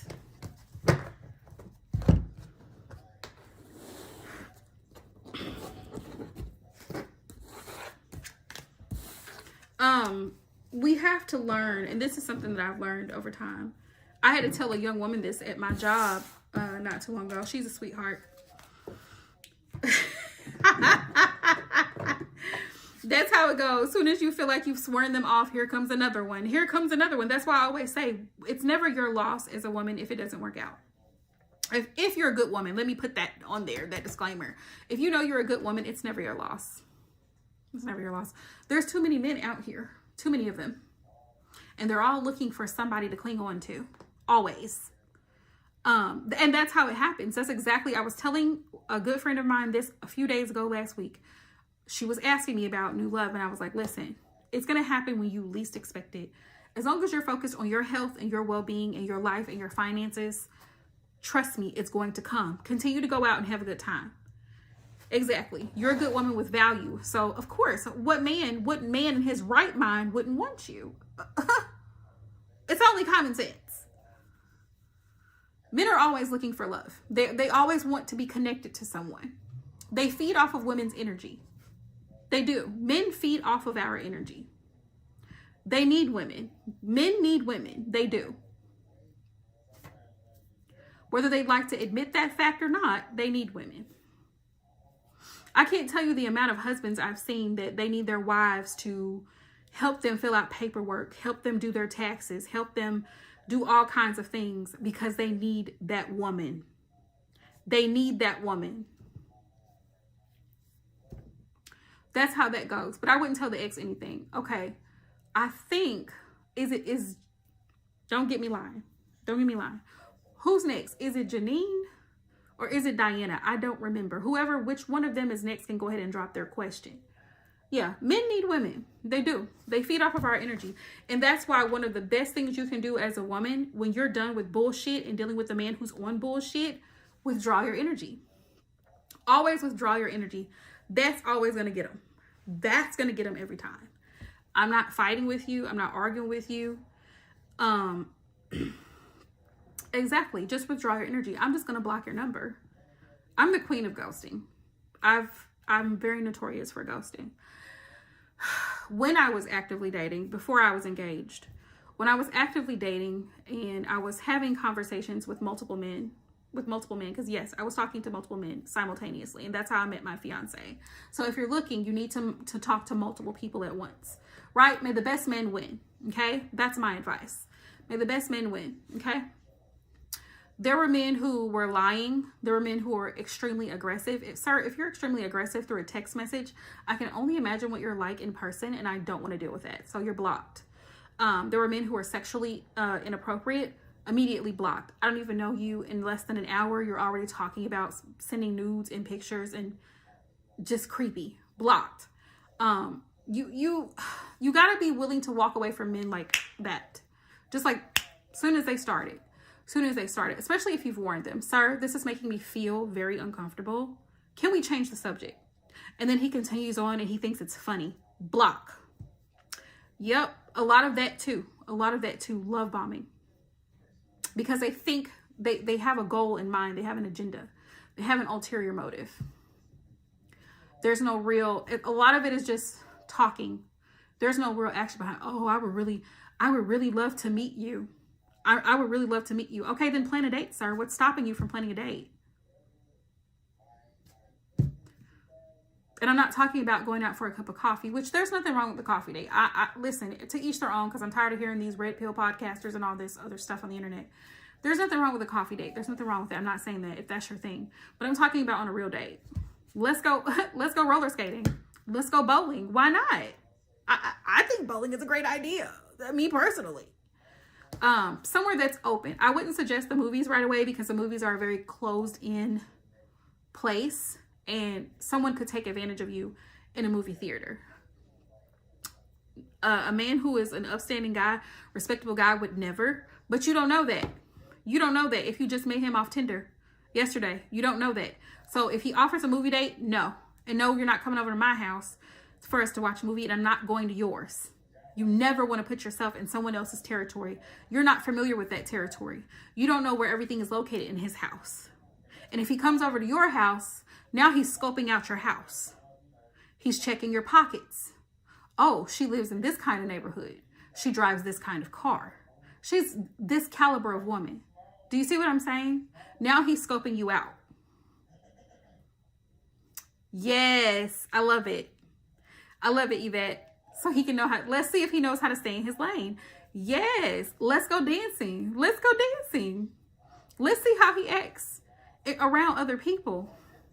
Let's go to your house for Thanksgiving. Why not? Because, and I know it sounds crazy, but when I first met my fiance, immediately, because we were long distance, we were like 2 hours away from each other. But when I first met him in person, the first thing he did was took me to his house to his mom's house. And I met his mom and his family, his siblings, some of his siblings, and nieces and nephews and stuff. So why not? Why not? You get to see the family immediately, how this person's family, the people he was raised around, the type of person that he is now. How did he get to be the person that he is now? Absolutely not. Just like, you know, back in the day, there was a time like in the 1940s and 1950s and 60s maybe, where you could get away, a woman could get away with, hey, Leandra. Hey, girl. Yes, I can. What do you prefer, PayPal or Cash App? But there was a point in time where a young woman, you know, if a young man wanted to court her, he would have to go ask her daddy. He would have to go ask her daddy, and her daddy would have to say yes or no. I don't want you around my daughter. I don't trust you. You see what I'm saying? Or he would say, that's fine. You need to have her back home at a reasonable and respectful time. Y'all need to be back here by 10 o'clock. And if she's not home by 10 or 11 o'clock tonight, that's your ass. I'm coming for you. See what I'm saying? And then after a while and he would come over to the house. It was supervised visits. That young man would come over to the house, and he would meet her father, and he would meet her siblings, and he would meet the family. See what I'm saying? Yes, I do, Kiki. I do think the new guy has good energy. I do. Of course, use your intuition and feel him out, because you're the one that's actually dating him. But I do feel like he has good energy. I feel like the man has good intentions. I do. But see, you can't do that now, because things are so dangerous. Hang on, y'all. Let me, Leandra. It's so dangerous. Now you can't meet somebody off the internet or even in person. It doesn't matter. And I'm tired of people saying this. Oh, everybody on the apps. The people on the apps are also in real life. They're real life people. Let's not forget. The same person that you met on Tinder. Thank you, Diana. Yeah, I was engaged April of last year. And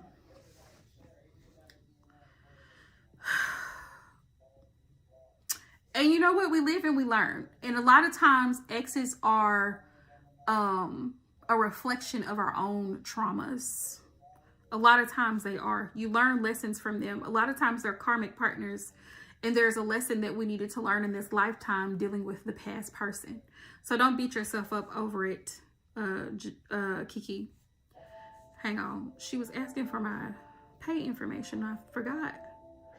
Hold on. Leandra was asking for my pay information. Let me see if I can copy it. But yeah, back in the day, you used to be able to get a ride from a man and he would bring you home.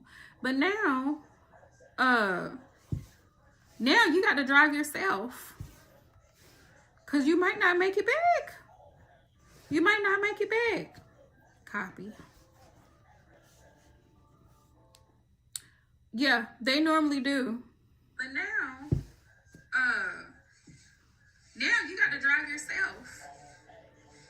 Because you might not make it back. There's my Cash App. Copy.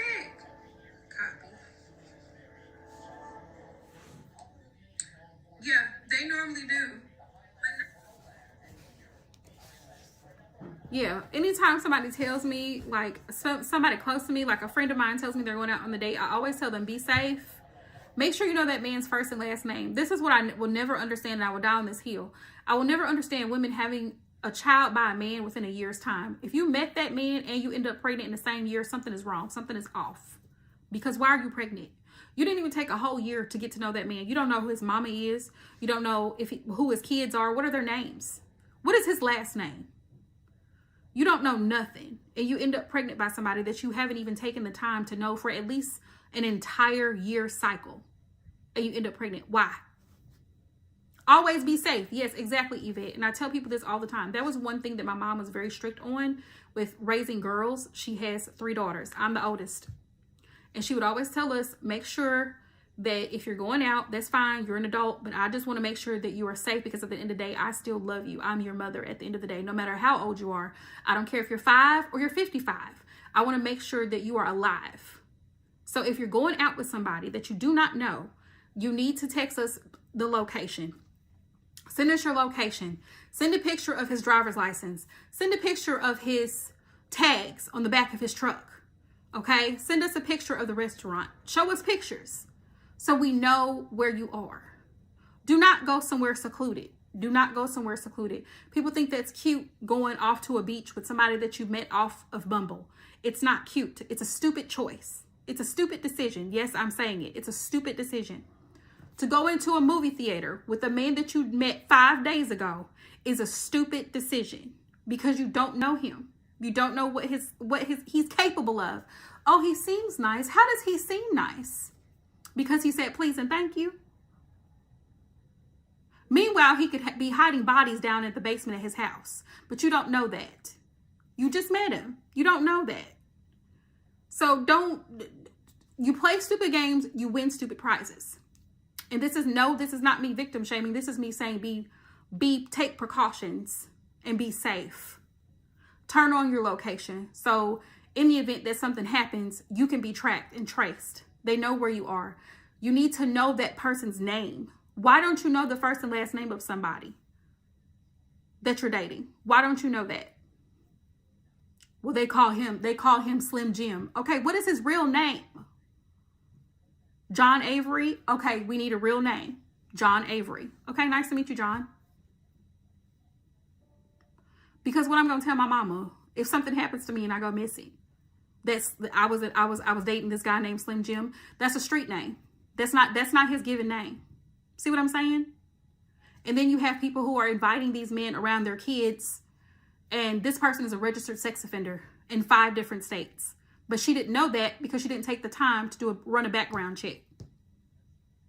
And you have daughters or sons, it doesn't matter. This person is a registered sex offender and you didn't take the time to run a background check, but he's around your kids. People don't think. They don't do a lot of thinking. And that's where the problem lies. There has to be thought. Just running around here, just doing whatever, it's not safe. It's not a safe thing. Also, because my mom is an LPN and she's a nurse, and I know I have nurses here in this chat. The nurses, y'all let me know if I'm lying. So there's been multiple outbreaks of sexually transmitted diseases. Texas, recently, this past summer, had an outbreak of over 100,000 cases of herpes. Yes, ma'am. Memphis. 10 is 10, Leandra, 10. Memphis. Yeah, Memphis, Tennessee. Be careful. They also have had recent outbreaks of gonorrhea and chlamydia. Sexually transmitted diseases are no joke.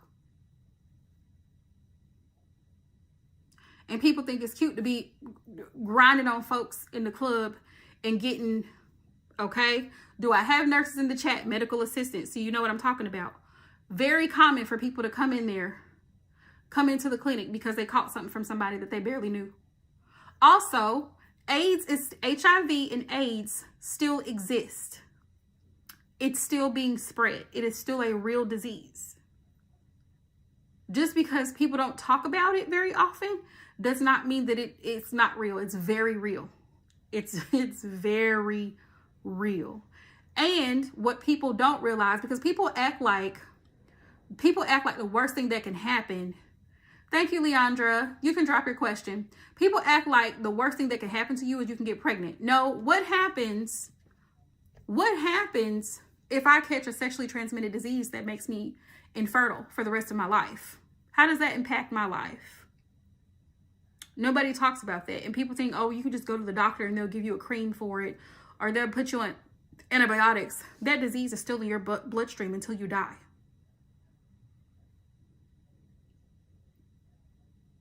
They're treating symptoms. Doctors just treat symptoms. So you don't have an outbreak of herpes. You don't have an outbreak. It's still in your system. So you got to be real mindful. You got to run a real strict program. Real mindful. Where has this person been? You don't know where they've been. Who they've been hunching on. You don't know. You don't know.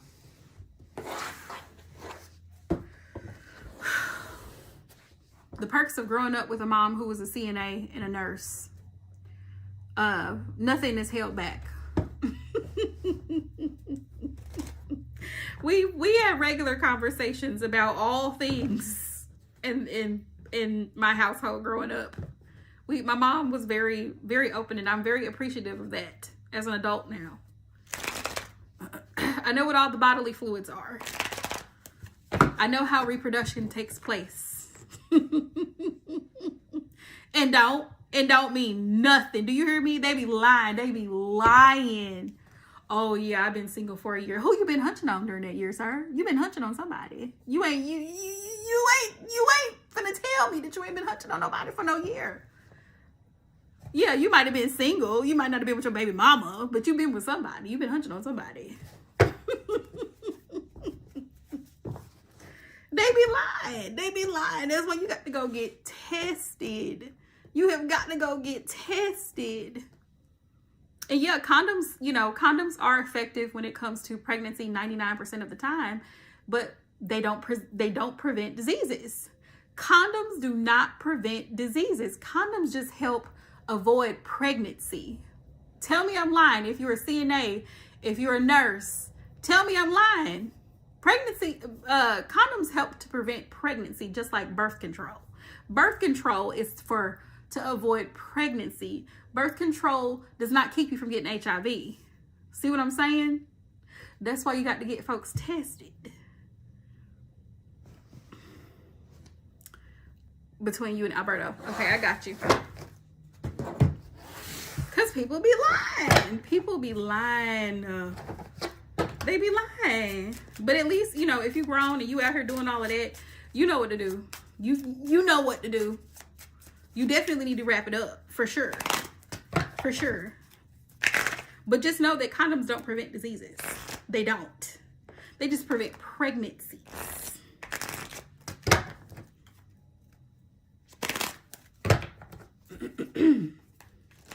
Mind you, there's a lot of birth controls that are not 100% effective either, because I have a relative, one of my sisters got pregnant off of the what do they call it? The depot shot.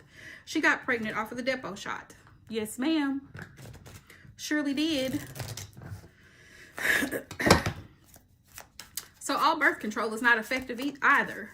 I had a cousin who was on an IUD and got pregnant.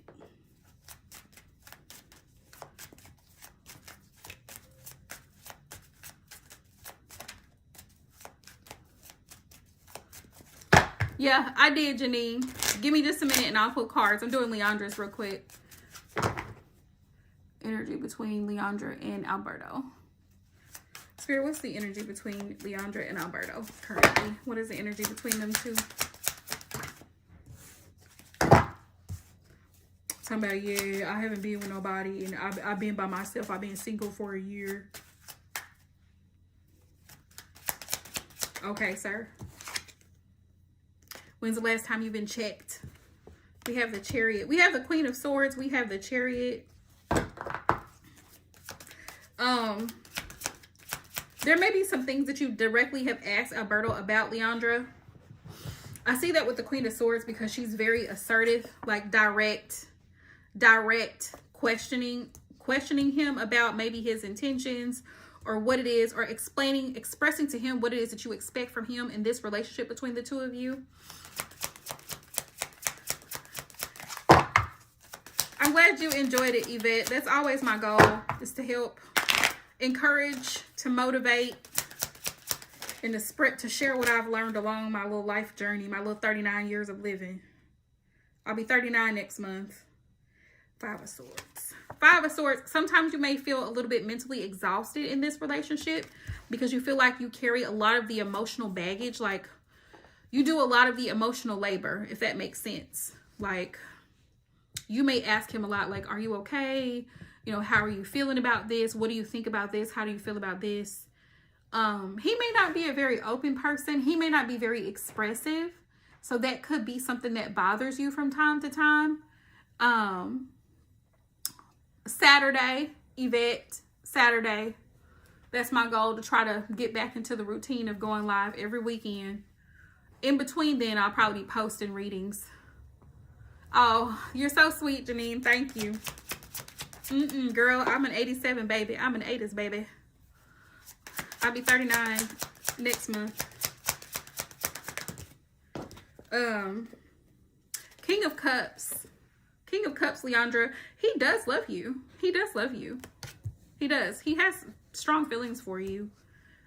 Ace of Swords. I feel like communication could be maybe something that y'all are trying to work on in this relationship, Leandra. Let me know if this is resonating. But I feel like this could be something that, this is your reading, Leandra.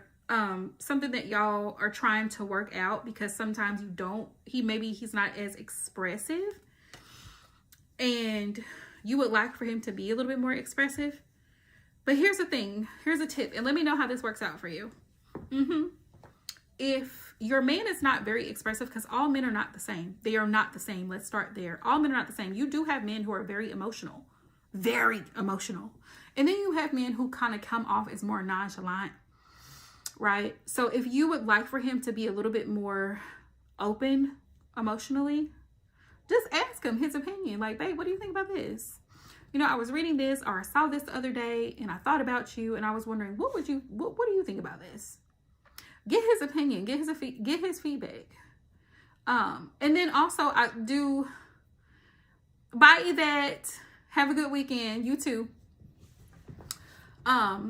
This little thing that I like to call like a little check-in, like just ask him, how's he feeling? Like, babe, are we good? Like, are we on good terms? Like, how do you feel about us right now? What are your thoughts? How do you feel? What can I do better? What can I do better for us? How can I do better? You see what I'm saying? And it makes him think, oh wow, she wants to know like how I feel about things. And he may tell you, I don't really like your cooking too much. Be ready, be prepared. If you ask that question, be prepared. I don't really like when you make eggs because I like my eggs to be made like such and such. Oh, okay. Okay, because this is a learning process for everybody involved. So if you ask him, babe, you know, what can I do better? What can I do better here?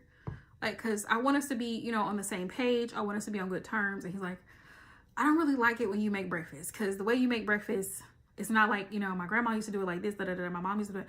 So now you're learning. You see what I'm saying? So now you're learning. So now you can take in that information and you're like, oh, okay, well, now that I know, you know, now I can do better. Okay. It's long distance. It's long distance. Love this one.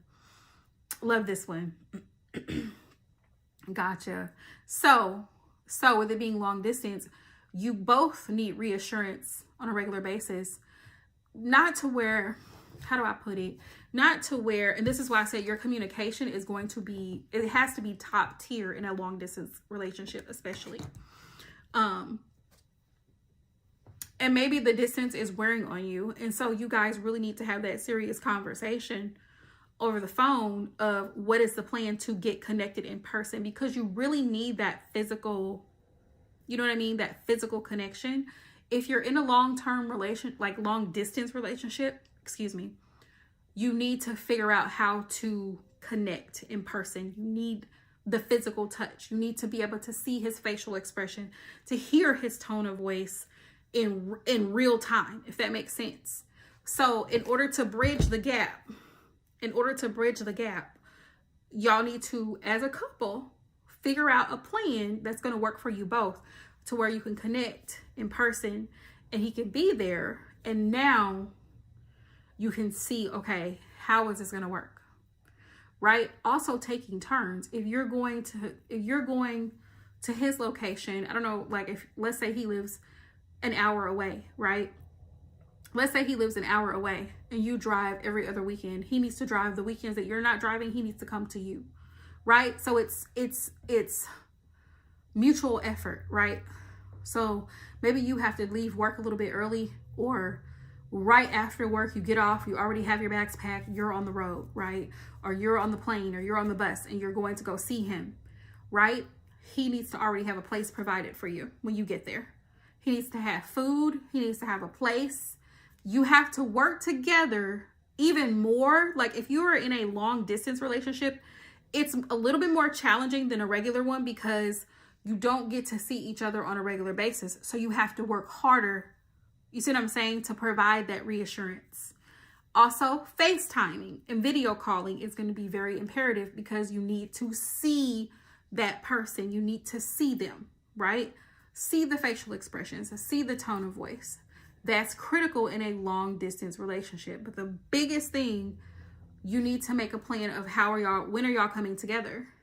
When are you coming together? What is the intention with this relationship? Do you all plan on moving in together? Is that the ultimate goal, to come together? If not, what do you want? What do you want out of this situation, Leandra? And that's something that you need to be honest with yourself about. And then you need to be honest with your person about that as well. What is it that I want? This is why Spirit said, communicate clearly. Clarity. You need clarity from this man. What are his intentions? What is the plan? And what is it that you want? You need to be very direct, very blunt. I have the Queen of Swords here. Very clear and cutthroat about what it is that you want directly. What do you want directly from him? and don't take anything less than that. Okay? It's a challenge. I think that's the challenge. The challenge is the distance. Overcoming challenges, but trying to move. You guys are trying to press forward, which I think is a very beautiful thing, that you're both putting in the effort to try to make things work. But you kind of feel single, and I feel like that's what's bothering you, because you're having to do so much on your own. You carry a lot of financial responsibilities on your own because he's not present. So you're having to do a lot of things, and you're just wanting balance. You're wanting things to be balanced out. Yeah. You may feel left alone. You may feel kind of left out in the cold because you don't get to see him in person on a regular basis, because it's a long distance relationship. You're ready to move into a more peaceful energy in this relationship. But Spirit says what's going to help y'all is to work together. 3 of Pentacles is to work together as a team.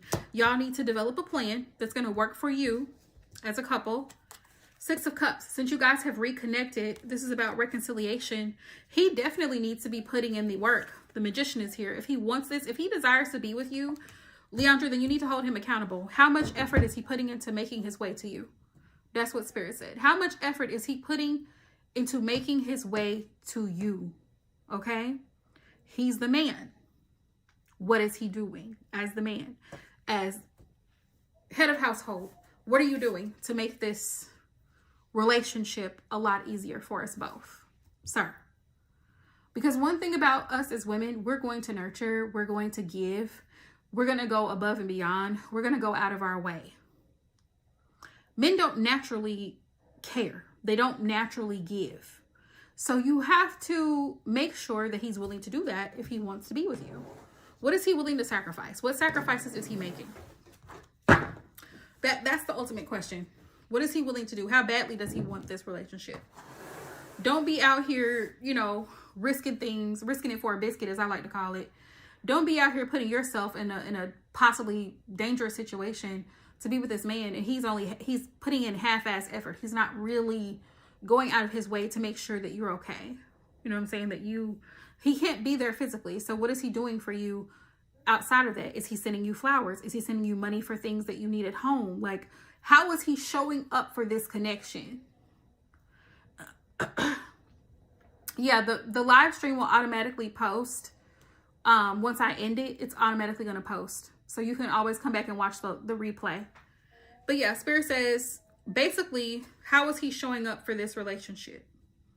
Don't let your insecurities take over and let your intrusive thoughts take over and make you feel like, oh, maybe it's me, no. What is he doing? Why do you even want him? That's the question. Why do you want to be with this man? Like, what is it about him? Why are you putting yourself through this? Because you do realize, I want you to think about this. Most women are not putting up with dealing with somebody who lives past 30 minutes from them. They're not. So if this man lives long distance, I don't know how long he lives from you, but at a far distance, why are you willing to tolerate this? Like, what makes him a catch? Why are you willing to tolerate this? How much effort is he putting into this? Because it has to be reciprocal, or you're going to wear yourself out trying to, you're probably working. I don't know if you have children, you know what I'm saying? I don't know if you're in school. I don't know if you have other things going on, but you're working, and then you have other responsibilities outside of work, bills and responsibilities you have to take care of. And now you're dealing with him. And so he's going to want to see you. Right. Yeah, I'm not saying they're not. What I'm saying is, this is a question you have to internally ask yourself. Why am I tolerating this? Why am I okay with this person living far away from me? I don't know if it's states. I don't know if it's hours. But what is it really worth it? That's the question. Is it really worth it? How much effort is this person putting into being with me? Or am I the one doing most of the planning? Am I the one making the arrangements? Am I the one gassing up my car and driving 3 or 4 hours just to go see him every other weekend or twice a month, or however often your arrangement is with him that you've decided? Is it a mutual effort? Are we both putting in this effort, or is it just you putting in this effort? That is the question that you need to be real and honest with yourself about when it comes to long distance relationships, because it puts a strain on one person. If one person is the only one doing the reassuring, doing the constant keeping in touch and keeping in contact, or trying to make plans to meet up in person, it's very stressful on top of all of the other responsibilities that you have going on in real life. If what I'm saying is making sense. I'm seeing y'all moving forward, but like I said, the Ace of Swords is here because you're mentally exhausted. You're tired out of constantly trying to make things work. He does have love for you. He does have feelings for you. However, how are you guys working together as a team? As a team, because a couple is a team. There's no I in team. How are y'all working this out? Yeah. Right, and you don't need to be emotionally invested if he's not emotionally invested. Yeah. Yeah, exactly. See, you know what to do. You already know what to do. So, what's the point? What's the point? If you're not really emotionally invested, date other people. Date other people.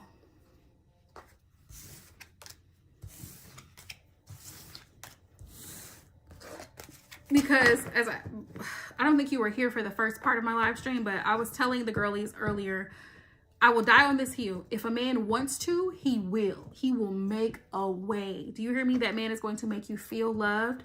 He's going to make you feel supported and all of the things. If that's what he really wants to do.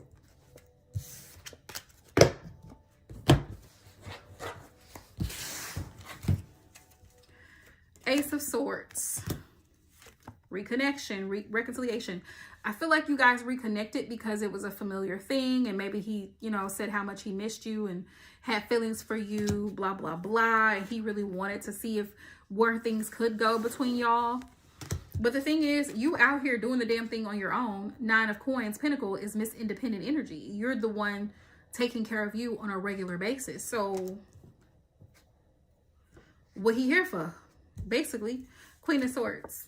Queen of Swords. Spirit says you have to be very honest and brutally honest about why you're entertaining this man, why you're dealing with him. Because of the fact that you have a distance, it's going to be very challenging. And y'all are going to have to work together in order for this to work. Three of Coins is about the teamwork makes the dream work. Y'all got to get together, collaborate, have a conversation, develop a strategy, a plan in order for this to move forward, right? 6 of Swords. 6 of Swords. Because if not, insecurities get in the way and people start questioning the validity of the relationship as a whole. Hope that helps.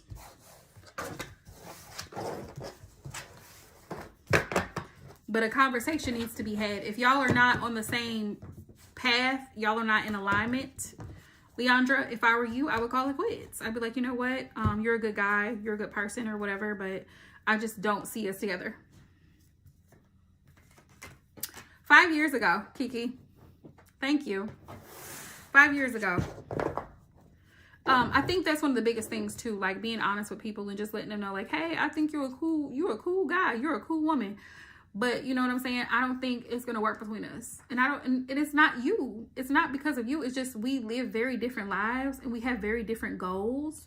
And I feel like you deserve to be with somebody who actually wants the same things that you want. You know what I'm saying? Like, you know, that is what it is. No, Sarah, I'm sorry. My list is closed. Janine and then I think Diana. Yeah. Janine and Diana are my last 2 people. Janine, you wanted to know what I saw in you. You wanted to know what I saw in you energetically. We all do. Kiki, we all have a connection to spirit. Love when people ask me that question. We all have a connection to spirit.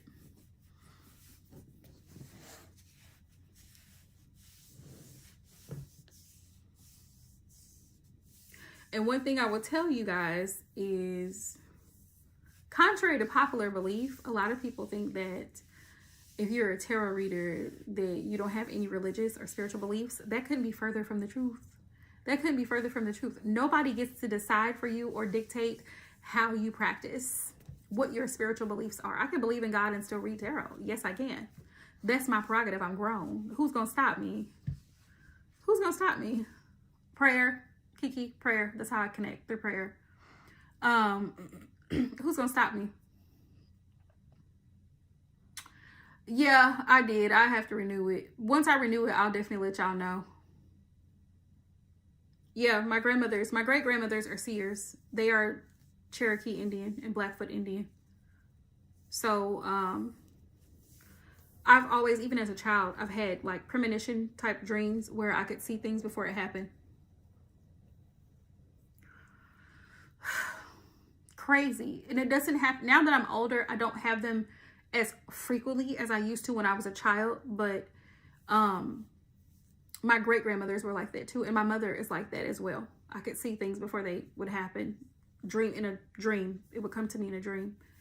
Not everybody has it. My sisters don't have it. Yeah, they don't have it. I don't know why I have it, but they don't have it. And as I've gotten older, it doesn't happen to me as often like now, but yeah. Hi, Vanessa. Hey, y'all. If y'all are new, please make sure you subscribe to the channel and thumbs up the live stream. It is not, dear. I'm so sorry. My next live stream will be next Saturday.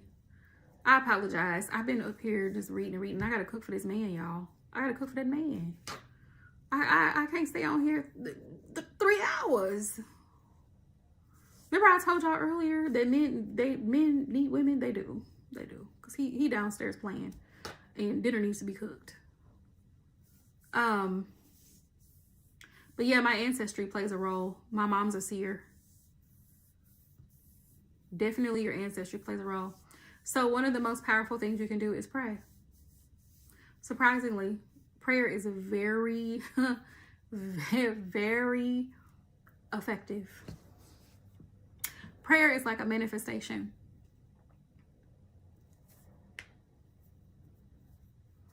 And it's not I'm not obligated, nor do I care to explain my religious practices to other people. I don't care to. I read tarot, yes. I believe in God, yes, I do. Do I worship him the same way that everybody else does? No. I don't believe in the Christian version of God. He's evil. A seer is someone who can see things. Like I was explaining, I'm a dreamer. My great-great-grandmothers were dreamers. My mother is a seer. You can see things before they happen. It comes to you in a dream form, in a dream format.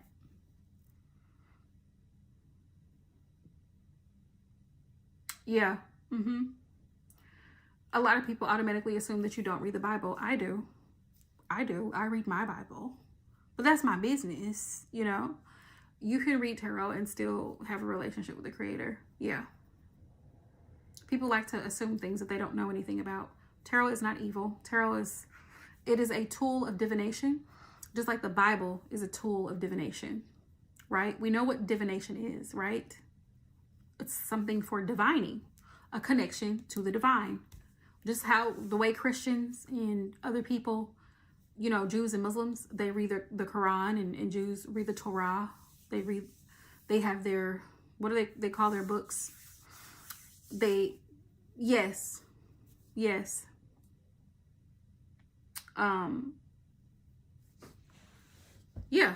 it's a tool. Tarot cards are a tool. Now, people, let me show y'all. This is what people forget. Tarot is actually based on the Kabbalah. What does this look like to y'all? I'm going to use the Hierophant, for example. Is this not in this? This is the Hierophant card, right? You see there's 2 cardinals here. Cardinals are who? They are who? They are spiritual leaders. Who is the Pope? Who is the Pope in Catholicism? Look at his hat. If you really look at tarot cards very closely, they're very biblically connected. Okay? There's a cross here on his robe. I don't know if y'all can see that. There's crosses on his robe. You have 2 priests here. They're coming to request information. They're coming to request knowledge at the feet of this priest. You see the spiritual significance? But tarot is evil. That's what they want you to believe. Tarot is evil. Let me give you another one. Very true, Kiki. You see this card right here? The high priestess. You see her? She's a seer. Now, this is a Muslim, this symbol up here. I forget what this is, but this is a Muslim symbol up here at the top. It is an Egyptian thing here. Okay. You're welcome, Leandra. Yeah, it'll be up. It'll be up once I close out. These two on the side of the high priestess, mind you, she has a cross right here. What is she holding in her hand, and what does it say? She's holding a scroll. It's a Hebrew scroll. The Bible was originally written in Aramaic and Hebrew, those two languages. Do you see how the tarot is connected to the Bible? Matter of fact, tarot was invented on behalf of people, Christian people, or believers. I'm going to say believers. I'm not going to say Christians. Because during the Inquisition, do your research. During the Inquisition, where the Catholics came through and they were saying either you convert to Catholicism or you die. They did not have a choice.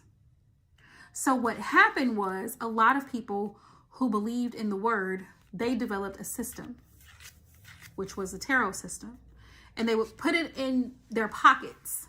So if because there was a point in time in history where they were burning Bibles. They were burning them. They were burning Bibles because they wanted, the Catholics were coming in and they were raiding and they were saying, you all need to convert to Christianity.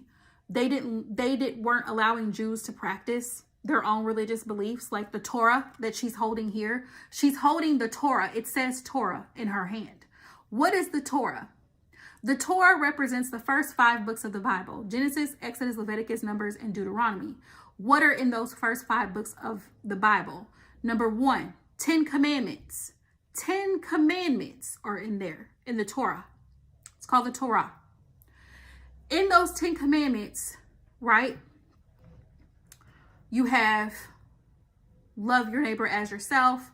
Do not covet, lust after, right? These are examples. Thou shalt not steal. Thou shalt not commit adultery.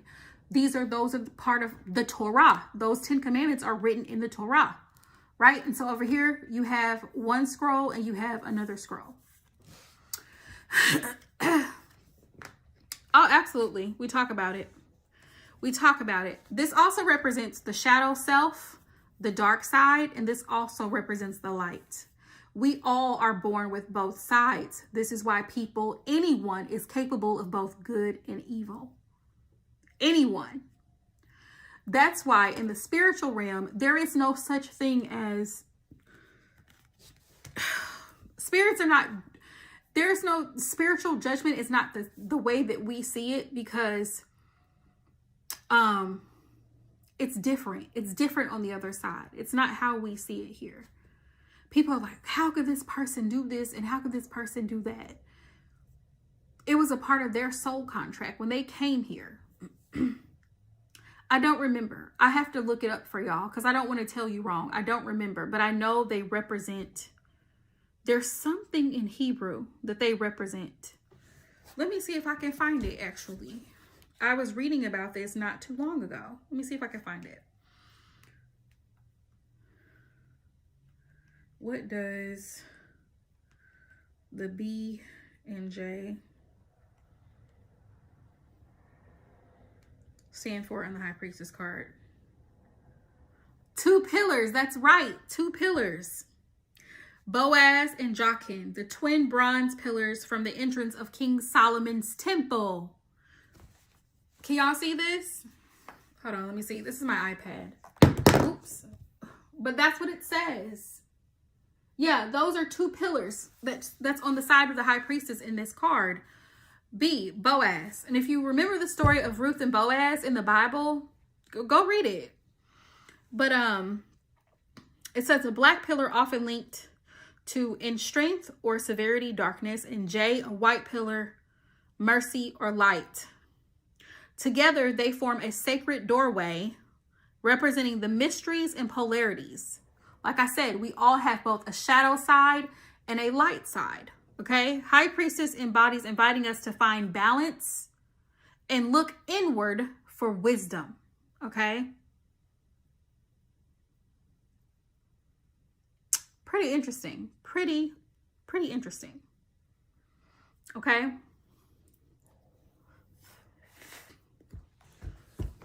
That's just another one.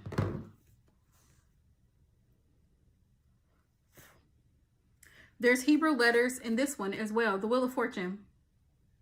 There's Hebrew letters in this card as well, because people love to argue what they don't know about. A lot of people are ignorant. And so they come in like this other lady at the beginning of my live stream. Oh, Jesus love you, repent. I'm not repenting for shit. Get the hell out of my live stream.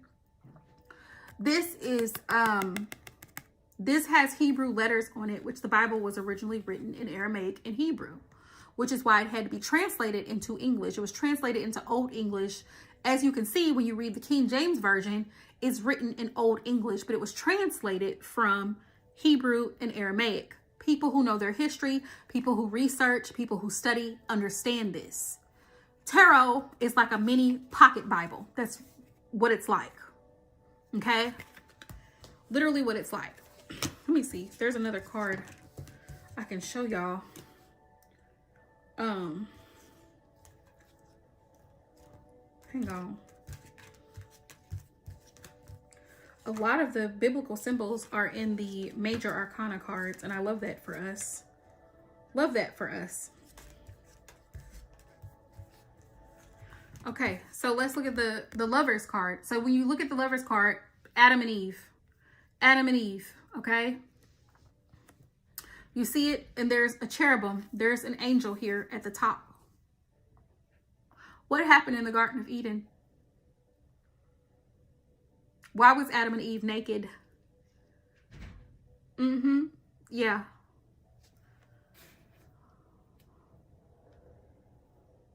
Let's see. But let me go back to the Wheel of Fortune. Yeah, let me go back to the Wheel of Fortune so y'all can see this. What are the Hebrew letters?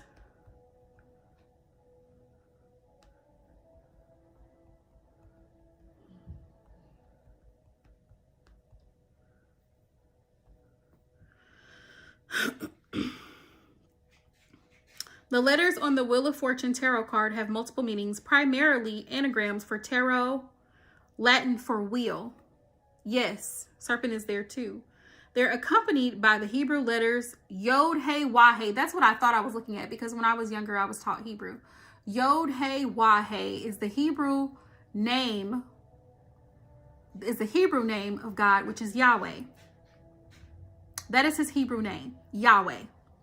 Y-A-H-W-E-H. And so in Hebrew, they didn't use vowels in Old Hebrew, so they would put Yod, Hey, Wah, Hey. If you read Hebrew, you know what letters I'm talking about, but these are the letters. So this is starting over here, and Hebrew is read from right to left. It's, yeah, from right to left. So you have Yod, Hey, Wah, Hey. That is the name of the Creator in Hebrew. This is what I grew up calling him by in prayer. This is, and then it also spells out tarot here. See how it's intertwined? The Bible is very much intertwined into tarot. But who put the propaganda out? Who put the propaganda out that tarot was evil? You want to know who did it? King James. King James. You know why? Because King James was an evil man. He was a wicked man. King James was jealous of women. He was jealous of women that he called those women who lived off the land. They had their own property. The women who knew how to make medicines from herbs and plants and did not tell King James their recipes. These women also had breweries. He called those women witches. He called those women witches. And so he set out this decree and said, let's do a witch hunt. Let's do a witch hunt. Because I'm tired of these women being so smart. And they can heal things. And they knew how to deliver babies, and we don't know how to do that. We don't know how to do that. We don't know how to make beer. We don't know how to do any of that. And they won't give us their recipes. So he created a problem when there was none. Then he set out on a mission to say women who read tarot, women who knew astrology, all these women were witches. and needed to be taken to trial. And that's how we got the Salem witch hunts. That's how we got to that point. Hey Nika, welcome to my channel. My list is closed. I'm about to hop out of here because I got cooking to do. I'm about to hop out of here, y'all. But definitely subscribe to the channel because, like I was telling everybody earlier, I do plan on going live next Saturday morning. So I'll let y'all know about the time. What about paganism? Most of the holidays that everybody worships now, celebrates now, come from paganism. They're all pagan holidays. They come from other cultures, like Ireland, All Hallows Eve. The practices of the Roman Saturnalia is Christmas. Comes from the god Saturn. The Saturnalia, look it up. The Saturnalia, where does that come from? Also, a representation of Santa Claus going down a chimney was actually a pope. It was a pope. Yeah. So a lot of the holidays that people celebrate come from a pagan ritual. It's mostly pagan rituals. Paganism is, I believe, don't quote me on this, I believe paganism is a religion in and of itself. People who practice paganism, I believe that's a religion in and of itself, but that's where the origin of a lot of religions come from paganism. So here's the thing, Christianity mixes paganism in with their religious beliefs. So in Christianity, they celebrate Christmas, which is not the birth of Jesus. It's not. You know what it is? It's the birth of a sun god. December 25th is the birth of a sun god, which is a pagan holiday. Yes. Samhain's Eve, All Hallows Eve, is an Irish pagan tradition. But when you do research, you learn a lot of things, and you learn the origins of things and where they come from. Also, most of the holidays, like Valentine's Day, they're all pagan practices. Valentine's Day, Christmas, New Year's, all of these holidays, right, are mostly primarily for merchants. Look at what's happening right now in December. Are y'all not getting ads from Amazon to place orders, from Shein, from Temu, from eBay, from all these merchants everywhere you go? If you go into the mall, Bath and Body Works, what are they doing? They're having a sale. JCPenney, they're having a sale. Everybody's having a sale. Nike's having a sale. The merchants are the ones who created this thing of holidays to make money off of the people. It's a system. The holidays were never really about anything other than that. They make money off of you participating in the holiday. That's what they count on. Oh, we're going to go out and we're going to do this for Valentine's Day. Oh, we're going to go out and we're going to buy costumes and candy for the kids for Halloween. Oh, we're going to go out and buy Christmas trees and we're going to decorate it. See how much money you're coming out of? We're buying presents. Yes, Kiki, exactly.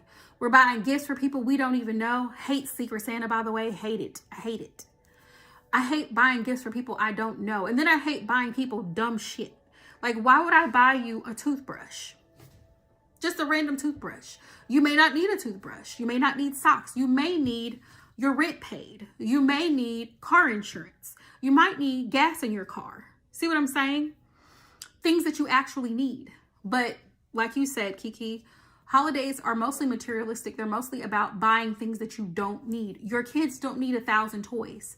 Most of the time, they will play with that brand new toy, tear it out of the package, and they will only, play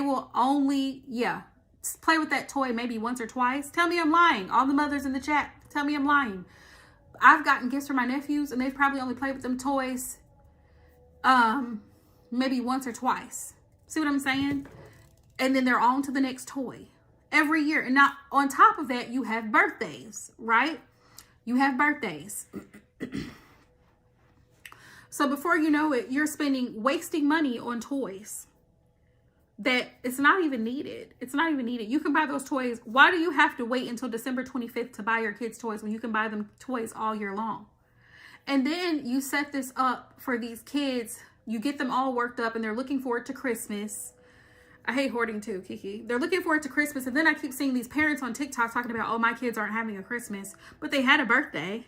If the child's birthday was back in October, they didn't miss out on anything because you went all out for their birthday. Bought them a new bike, bought them this, bought them that. You have 3, 4, 5, 6 kids, and you're buying all of these toys and all of this nonsense for what? For what?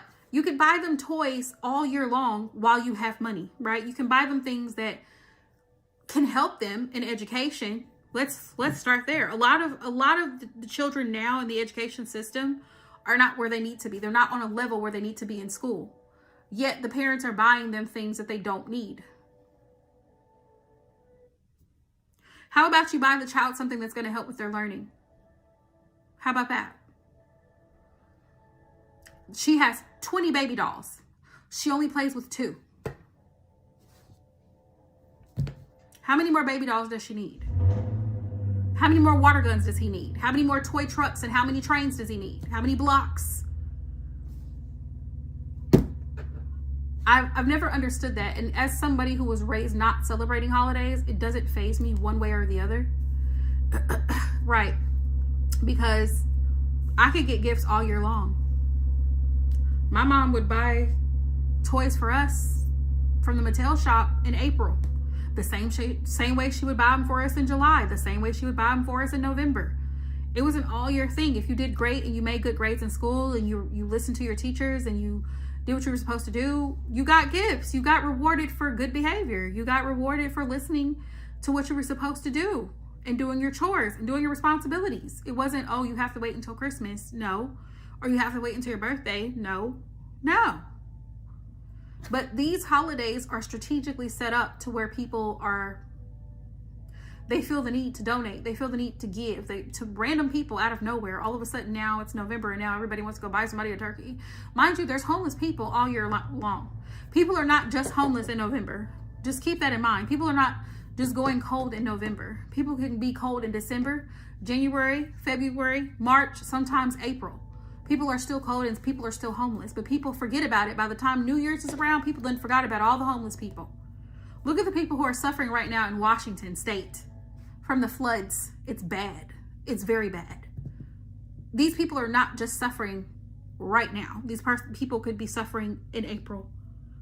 They could be going through a natural disaster in May. Why do we have it set up to where everybody only wants to give during Christmas? You should care all year round, not just one day out of an entire year. That's crazy. Exactly, Kiki. Exactly. People need help all year round. People need assistance all year round. Whether it's domestic violence, whether it's combating homelessness, whether it's combating hunger. There's so many kids, foster kids right now in the system who just want a place to call home. They want a place to call home. And it's not just during November and December. It's all year round. So, I mean, there's that. There's that. I smell food, so I think that man might be cooking. He might be cooking. I smell food. But yeah, the holidays really, they get into consumerism. They cause people to buy unnecessary things that you don't even really need. Like, it's, what do you want for Christmas? I don't know. Hi, Daniel. Hey. Yeah, you're right, Janine. Yeah. Why is it that you don't hear about people donating to food banks in April? As if they're not hungry and homeless people in April, May, June, July. People are hungry all year long. People are homeless all year long, not just November, December, January. People are, you know what I mean? Like, it's nonsense. Just the food for thought, y'all. Anyway, those are my 2 cents. Oh, that sounds really good, Janine. That sounds so good. That sounds real good. It's giving me Caribbean vibes. I love Caribbean food. Love it. Curry chicken and rice, curry goat.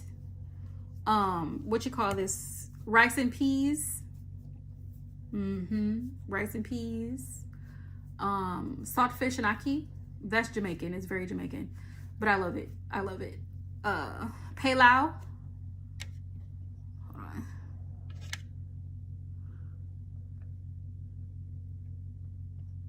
Who is this? I had to block him. Pilau. If you know what Pilau is, you're from the islands.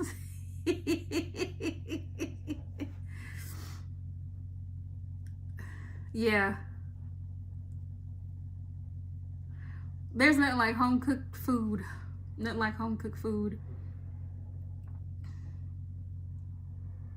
But yeah, holidays. We got to talk about it, y'all. We got to talk about it. And I'm not here to discourage anybody from celebrating holidays. Because if you were raised celebrating holidays and your kids are used to that, then that's your prerogative. That's your business. You're an adult. Me personally, I don't care either way. Now, I do have my tree up because I just think it's cute. But I'm not doing a whole bunch of shopping and all of that stuff. It's just unnecessary.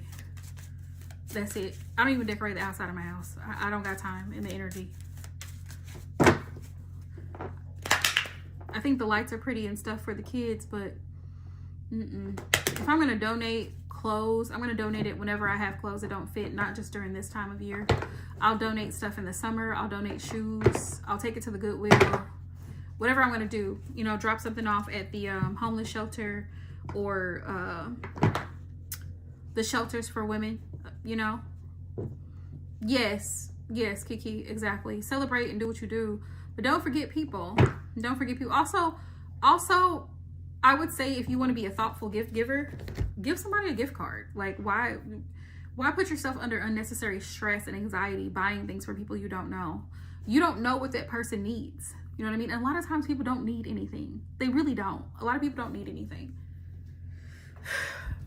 It just, oh, I thought this was cute. Oh, I saw this sweater. I saw this pair of boots. I saw this purse. You know what I'm saying? I like this makeup. I like this perfume. It's not really, most people don't really need anything. Most of the time. Like my job is having Secret Santa. I think this is the last week for it. Before Christmas. But yeah, like most people really don't need anything. And yes, you're right, Kiki. Victims of domestic violence shelters. It's rough. It's very tough there. People, every time you want to complain, anytime, just, y'all think about this week. Anytime you get ready to catch yourself complaining about something, just remember there are people who have survived very violent situations that you'll never know about. You have never experienced in your entire life. And they made it out alive. So just when you want to complain about something, remember, it could be 10 times worse. It could be 10 times worse. But yeah. So, my phone is dying, but I send y'all my love, and the plan is to go live again Saturday or Sunday morning. I will keep y'all posted. Make sure if you're not subscribed to my channel that you subscribe and turn on your notifications, y'all. Turn on the notifications because that's the only way you're going to know that I'm live, right? I'm going to post in my community tab by Thursday what day I'm going live, okay? To keep y'all posted, okay? Also, I'm going to be doing more collective readings and posting them up as well, okay? Yeah, exactly. Did I forget you, Janine? What did I forget? What was I supposed to do? What was I supposed to do?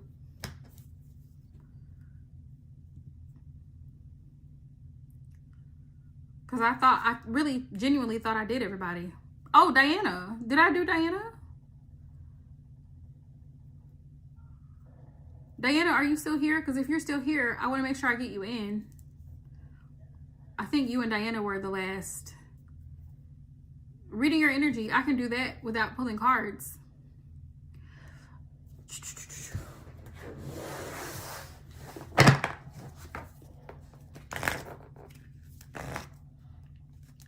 What was the question? Your energy feels genuine to me. Your energy feels very genuine. I feel like you want the best in life for yourself and the people around you. I also feel like you're a very loving person. That's what I feel.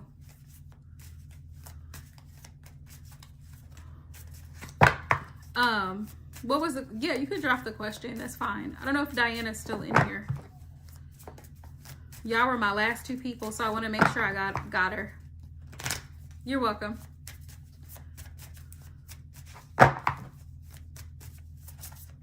Diana.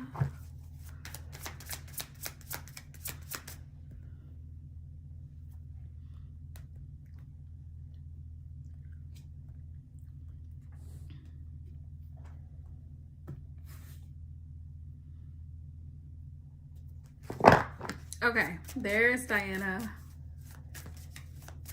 I just didn't want to forget you, Diana. I was like, where'd she go? I want to make sure she's here. Whew. Y'all. So I'm burning up upstairs. When I go downstairs, it'll be cold. What was your question, Janine? What was your question? Let's see your question. Y'all, it's freezing in Missouri. I'm in the Midwest. I'm about, what, 4.5, maybe 5 hours from Chicago. And baby, when I tell you it's freezing outside today, that wind just... So I had to bundle myself up in my coat. I had gloves on. Only thing I wasn't wearing was a hat, but that's because I had a hood on my coat. Man, it's freezing outside. We'll love cup. It is freezing outside. Thank you, Kiki. I'm glad you enjoyed it. I enjoy having those conversations. Oh, you were married 25 years and now you're single? Is that what you're saying, Janine?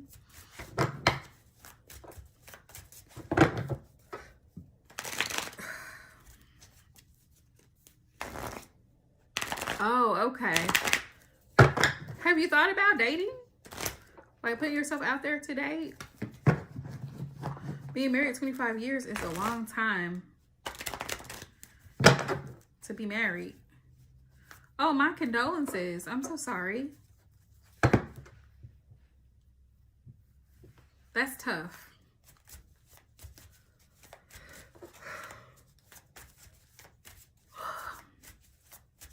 Yes, it is. It is hard. It very much is. Because times have changed. Yeah.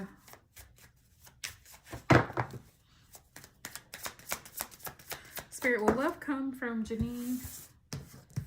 Oh, wow. 12. Woo, buddy. You have grandchildren?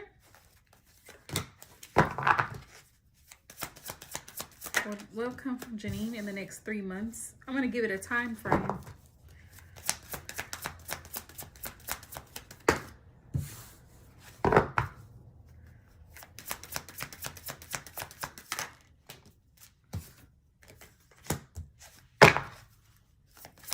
Diana, you could be thinking about your question because I'm wrapping this up. Okay, so the first answer I got was yes. That was my first answer. Oh, wow. You got the best of both worlds.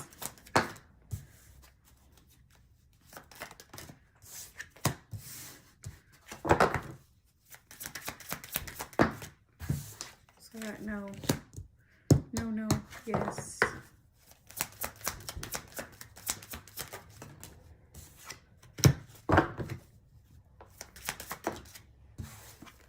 So yes. No. Ooh.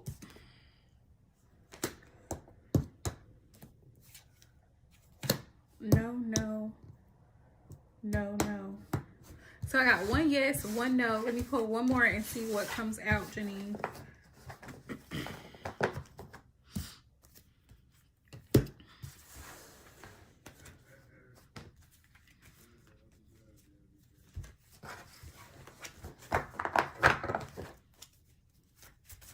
15. Your baby is 15. Oh. They grow up so fast. Kids grow up so fast. They really do. They grow up so fast.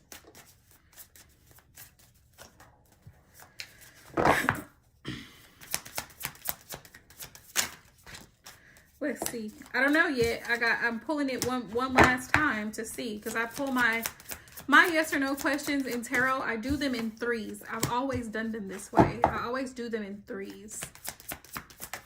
So 2 out of 3 will let you know something. But you know what? Honestly, rocking it by yourself is really not that bad.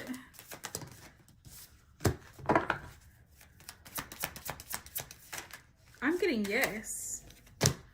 I'm getting yes. I'm getting yes that love will come. That's what I'm getting. Love will come. It may take some time, but I'm getting love will come for you. Within the next few months, you may meet somebody who has like a romantic interest in you. So, but like you said, ooh, honey, you need a break. 12 children and a husband is a lot. It's a lot. It's a lot. But there may be somebody who comes in to your energy, like who's interested in you in a romantic way in the next few months. So that's a possibility. That's a strong possibility. Especially if you're looking to date, like you are actively trying to date. Yeah, of course. Take your time. There's no rush. There's no rush. Never, never, never that. I learned that.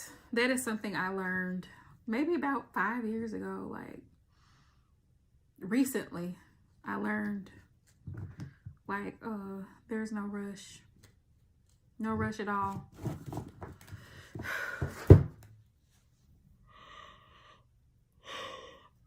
Everybody wants to be married, and everybody wants to have a partner, and everybody wants to be in a relationship until they're in it. Until they're in it, now there's sacrifices that need to be made, and now you're up late nights and early mornings, and you know, dealing with different personalities and different attitudes, and it's a lot. It's a lot. Learning to communicate, learning to, you know,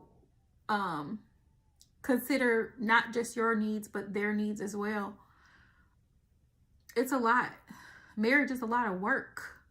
It is work. Single is peace and quiet. Single life is very peaceful and quiet because you're not worried about nobody. There's nobody there but you. But when you're in a relationship with somebody, you have to be considerate. You can't be selfish. That's what people fail to realize.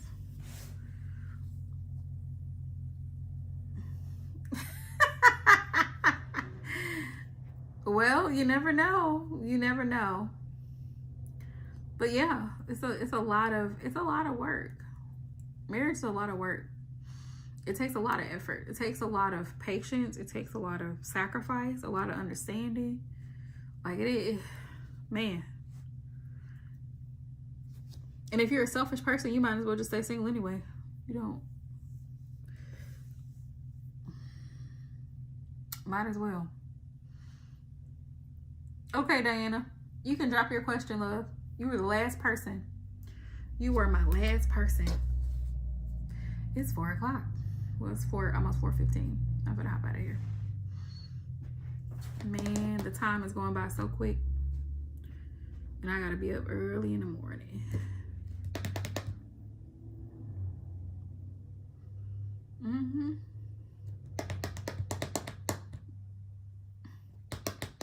Yeah, I have to be up early in the morning, like early in the morning.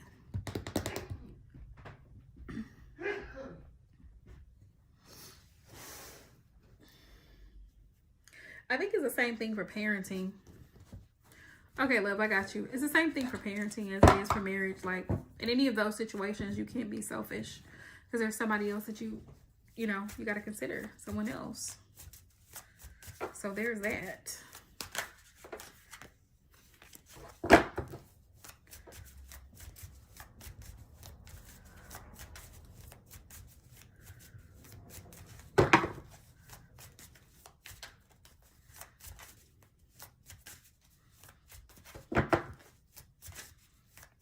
Spirit, any general messages? I'm gonna switch it up. I'm gonna use a different deck. There's something in my eye. Spirit, general messages for Diana.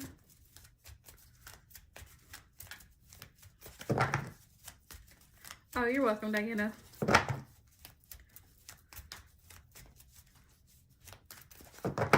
I enjoy it, honestly. When I first started reading tarot, when I first started my channel, you're welcome, Janine. It was just something that I really enjoyed. I did not know that my channel was going to take off the way that it did. I'm glad that it did. I'm glad that I resonated with a lot of people. And I'm glad that I've always, throughout all of it, I've always maintained my authenticity. Like, I will never change who I am. My bluntness, my directness, my empathy. I do have a lot of empathy for people.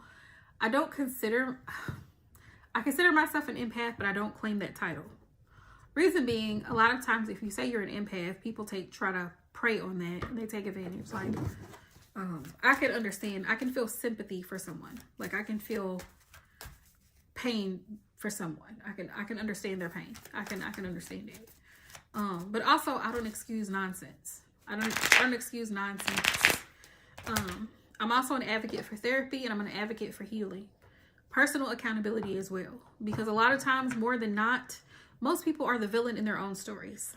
They allow a lot of foolishness to happen, and then when shit hits the fan, now they're looking for somebody to blame, and really, the finger just comes pointing right back full circle. A lot of the time. You know, I've had so many clients over the years that have come to me and they've said, oh, well, you know, this person, he did this, that, and the third. So why didn't you leave him the first, second, third, fourth, or fifth time that he did it? Why did it have to take you 10 tries for you to leave? For you to cut him off and block him? See what I'm saying? But I also can feel, you know, empathy for somebody who says, you know, I've been single for a few years and I've been trying to get my life together. I've been working on my career and I'm ready to move forward. I'm ready to settle down. I'm looking for the love of my life. I can understand because I've been there. I've done that. So hopefully my experiences can help somebody. Like I was talking about earlier, safety is important. Stranger danger, not getting in the cars with strangers, letting strangers pick you up, you know, from a random location and taking you to a random location. They could tell you, this is the danger behind getting in the car with somebody you don't know. They could say, oh yeah, we're going to the Waffle House, and then pull off to a totally different direction. What are you going to do? You are now locked inside of a vehicle. A moving vehicle with an individual who you don't know. They could have a weapon in that vehicle. You don't know. That's why I say safety should be your number one priority when you're dating. Because you don't know. The same thing that you would tell your 10-year-old, stranger danger, you don't get in the car with somebody you don't know, is the same thing you need to tell a 20 and 30 and 40 and 50-year-old. You don't get in the car with somebody you don't know. You can meet them at a location. And even then, everybody in your family needs to know where that location is. No one cares that you're grown. Everybody cares that you're alive and well. You know? People tend to be secretive because they're afraid of somebody being in their business when it's not even about that. It's really about making sure that you're safe. Your 17, 18, 19, 20-year-old kids, they also need to be safe. I don't want mom knowing about this. I don't want dad knowing about this. We need to know so that we know that you're safe. You're grown. You know, you're going to do what you want to do. I just want to make sure you're safe. We need to know where you're at. Who is this guy? Who is he? Who's his mother? Where is he from? What part? Where did he come from? You know? When is he picking? When are you supposed to meet him? Where are you meeting him at? Why haven't we met him? Why haven't you brought him over here to the house so we could meet him? I tell y'all, I had recently seen a story. This girl was like, she was like 24, very young, fairly young. She's an adult, you know, 24. But her 2-year-old was killed by her boyfriend of 6 months. And the reason he unalived that toddler was because the toddler peed on himself. I will never forget that story because I can't imagine. I cannot imagine being a grandparent or a parent and realizing that somebody that my daughter dated and had around my grandchild took my grandchild's life because he was doing what toddlers do. And she barely knew this man 6 months. She had been dating him for 6 months. And she left the toddler in that man's care, and that's what he did. That was his solution to a problem. That was his solution to a problem.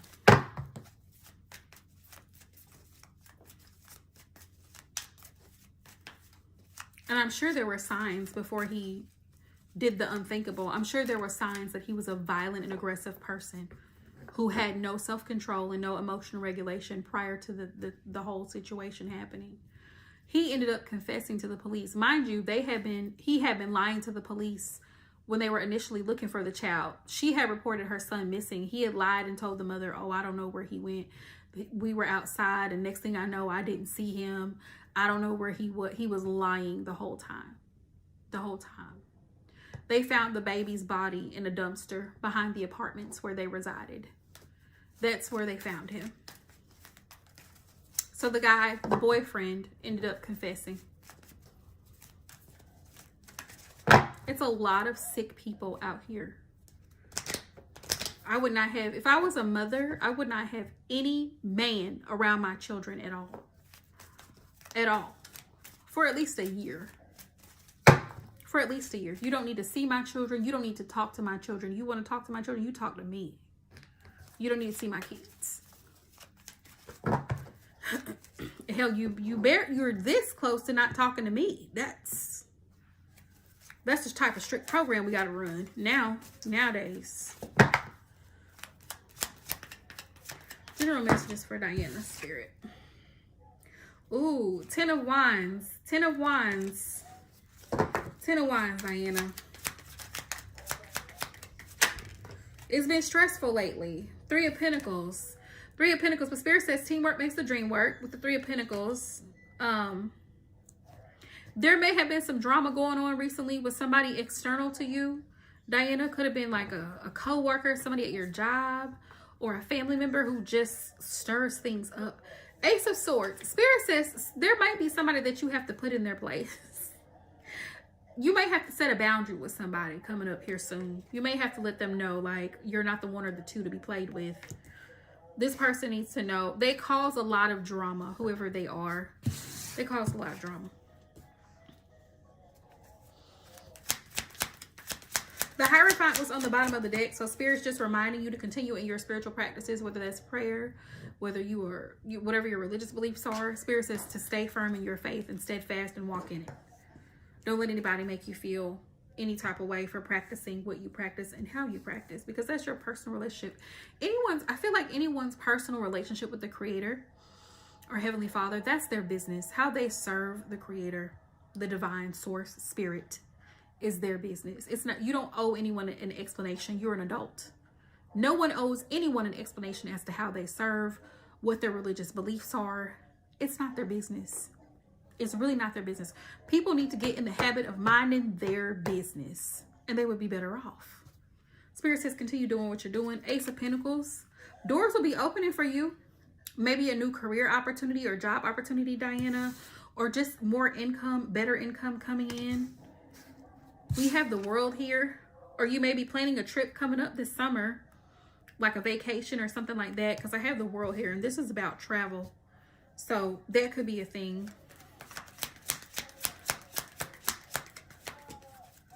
Let's see. Yeah, the 9 of Cups. Focusing, going into 2026, Spirit says to focus on what makes you comfort. What brings you comfort? What makes you feel at home and what makes you feel at peace?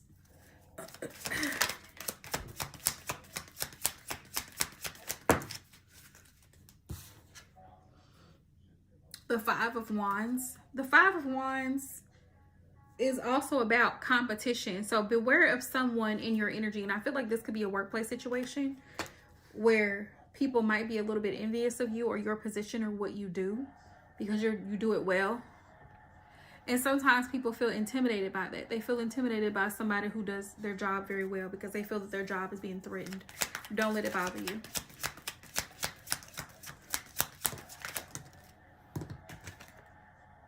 Five of Swords. Five of Swords is also about parting ways with someone.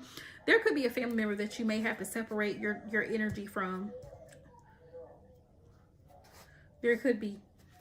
Because they play games, or a coworker. Like, I keep feeling strongly like this is a workplace scenario, but it could also apply to a family situation, Diana. This is Spirit's advice. Separate yourself from anything that disturbs your peace. If it disturbs your peace and it's not paying you, their opinion doesn't really matter. Their perception of you doesn't really matter. You're an adult and you know what you need. Period. Yeah. We have the Three of Wands. Spirit says your ships are coming in.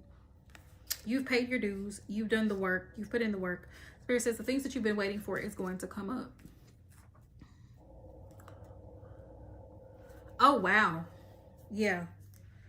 The hard work, your hard work is about to pay off. Just know that.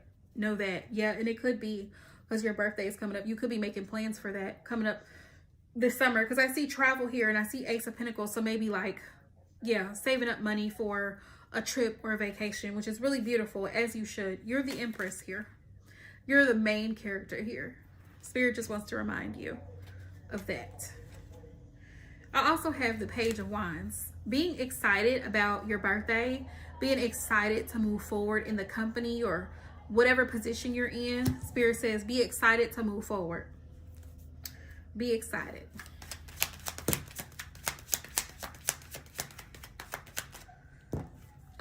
And then I have the High Priestess. Trust your intuition. Trust your gut. If you feel like something is off or somebody's like trying to be funny, you know how sometimes people say stuff and they're trying to be funny, like they're trying to throw a slick throw shade or have a slick comment. It's because they're really like, they're not genuinely happy for you. They are kind of envious of your life and they wish maybe they had what you had. Just the slick comments, the backhanded compliments and things. Spirit says, trust your intuition. Trust your intuition in these situations. Like I told somebody earlier today, be mindful of what you share and who you choose to share it with, because everybody is not rooting for you, and that's family included.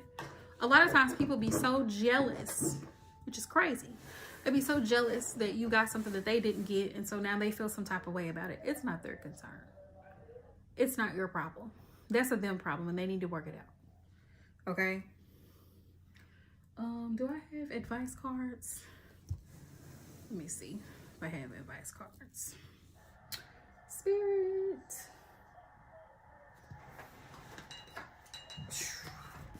Spirit, advice cards for Diana.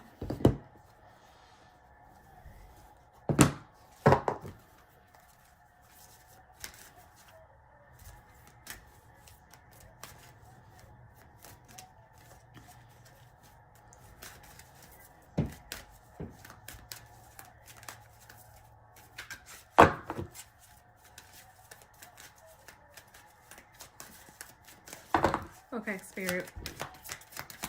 Advice for Diana. Perseverance. I know that I can do whatever I set my mind to do. Know that you can. You can and you will. Anything that you have a goal for, Diana, going into the new year, Spirit says set your mind, set your pace, get ready, set, go. You are more than capable of doing what needs to be done to achieve that goal. That's number one. And don't let anyone distract you. Don't let anyone else's negativity discourage you, because like I said, everybody's not rooting for you. And it all boils down to the fact that a lot of people cannot do what you do. They cannot pull it off as well.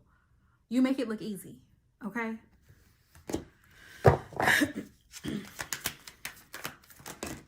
What else we got? We have denial. I acknowledge my fear, but I replace it with the insight of awareness.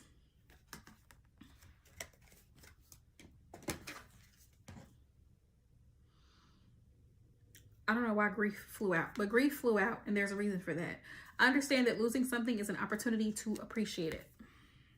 And that could be losing something as like you said, a close connection with someone or someone that you thought that you were close to. And then I also have patience. I accept that everything happens in divine order.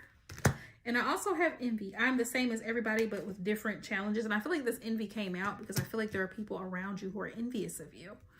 That's what I feel. but patience. I accept that everything happens in divine order. Let's see what patience.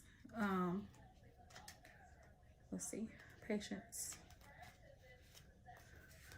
Earth has become a place of instant gratification. It says you must focus on the maximum. It's not about the destination, it's about the journey. This card has come to you because you need to learn the joy of anticipation. The process of doing is so rich in lessons, but when you concentrate only on the goal, those experiences are disregarded. Life is an unfolding, and the more patience you practice, the more you'll let the universal energy celebrate itself through you and bring the experiences and situations your soul requires. You need to learn that there's a rhythm to everything in the universe, and the more you are living with patience, the more aware you are of the lessons your soul is studying. You're on a path. There are signposts. If you're speeding down the path, you will miss the little miracles and treasures that have been placed there. We also have perseverance. Let's read perseverance. So perseverance, as a soul, you're on a mission in this physical dimension. You're the only one who knows the correct path to take. Your intuition, your connection to spirit is your compass. You have the power to stay the course, and you're stronger and more determined than you might first think. In order to experience many successes in life, you must mature and realize the strength within yourself and the quality of inner courage. Life doesn't just happen, we must make it happen. It's natural for us in this human school to shy away from what we believe to be difficult because we concern ourselves with how others will perceive us. We're afraid of failure, ridicule, or coming up short. Now is the time to make the proper changes and take risks and do things you never thought you could do before. Your soul must learn to become aware of its inner strength. Live the joyfulness your soul yearns for and engage in activities you've always wanted to try but you were afraid you'd fail at. Your soul would not yearn for something that you couldn't accomplish. You have the strength and fortitude to be capable of greatness. That's Spirit's advice. What else? I had denial. We're almost there.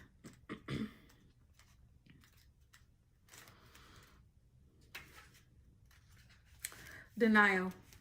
It's time to open up and be completely honest with yourself at this present moment. Buried fears and resentments do not die. They merely fester and cause dis-ease.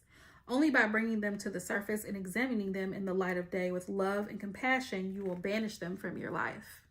It may bring you pain and heartache to reflect upon those situations again, but you're only giving them power by suppressing them. The dangerous seeds of denial will grow and spread and manifest unless you uproot them, examine them, and release them. This is the only way to become whole and healthy. Learn not to bury painful emotions in the first place. Deal with them as they come and take all the time you need to neutralize them without hiding them. Your soul wants to live honestly and authentically in the now. Don't hinder it by placing emotional landmines in its path, okay? That's what Spirit said. Deal with those hard emotions now. A lot of time we get into the habit of acting like we're okay when we're not okay. It's okay to not be okay. What's not okay is to not be okay and to not acknowledge that and to pretend like nothing is going on, nothing is wrong with you, you're not bothered, you're not pissed off, you're not irritated. It is okay to feel those emotions. That's what makes us human. We have to learn how to feel it, process it, move past it. That's what Spirit wants you to know. What else do we have? Grief. We have grief. There's a saying, you have to feel it in order to heal it. And that's what that means. I understand that losing something is an opportunity to appreciate it. Nothing is gone forever. The belief that we have lost someone or something is merely an illusion to assist us in learning to appreciate our having had it in the first place. The emotion of grief and the sense of loss are absolutely real, but that's the point. The lesson of loss is not about the actual physical separation because the parting is temporary and illusory. The point of the lesson is to acknowledge that the bonds of love never end and that we have not been abandoned. When you accept in your heart that you will be reunited with everything you ever loved, it will give you the ability to move beyond your grief and derive something beneficial from the experience. To wallow in grief is to pass up the opportunity that you and your soul family have devised and learn nothing from it. Instead, allow your grief to take you to a place of deeper understanding. Whatever that means, whatever that means. I hope this helps. Thank you guys so much for participating in today's live stream, y'all. I have been on here for 3 hours. 3 hours. Enjoyed it. Had fun. Very much so. We'll have to pick up more. I'll have to get more in depth about tarot and its origins and how it is very much related to the Bible. Tarot is very much related to the Bible. But we'll talk about that next time we get live. Make sure you subscribe to the channel, you guys. Please thumbs up the live stream. And until next time, love y'all. Peace out. Okay.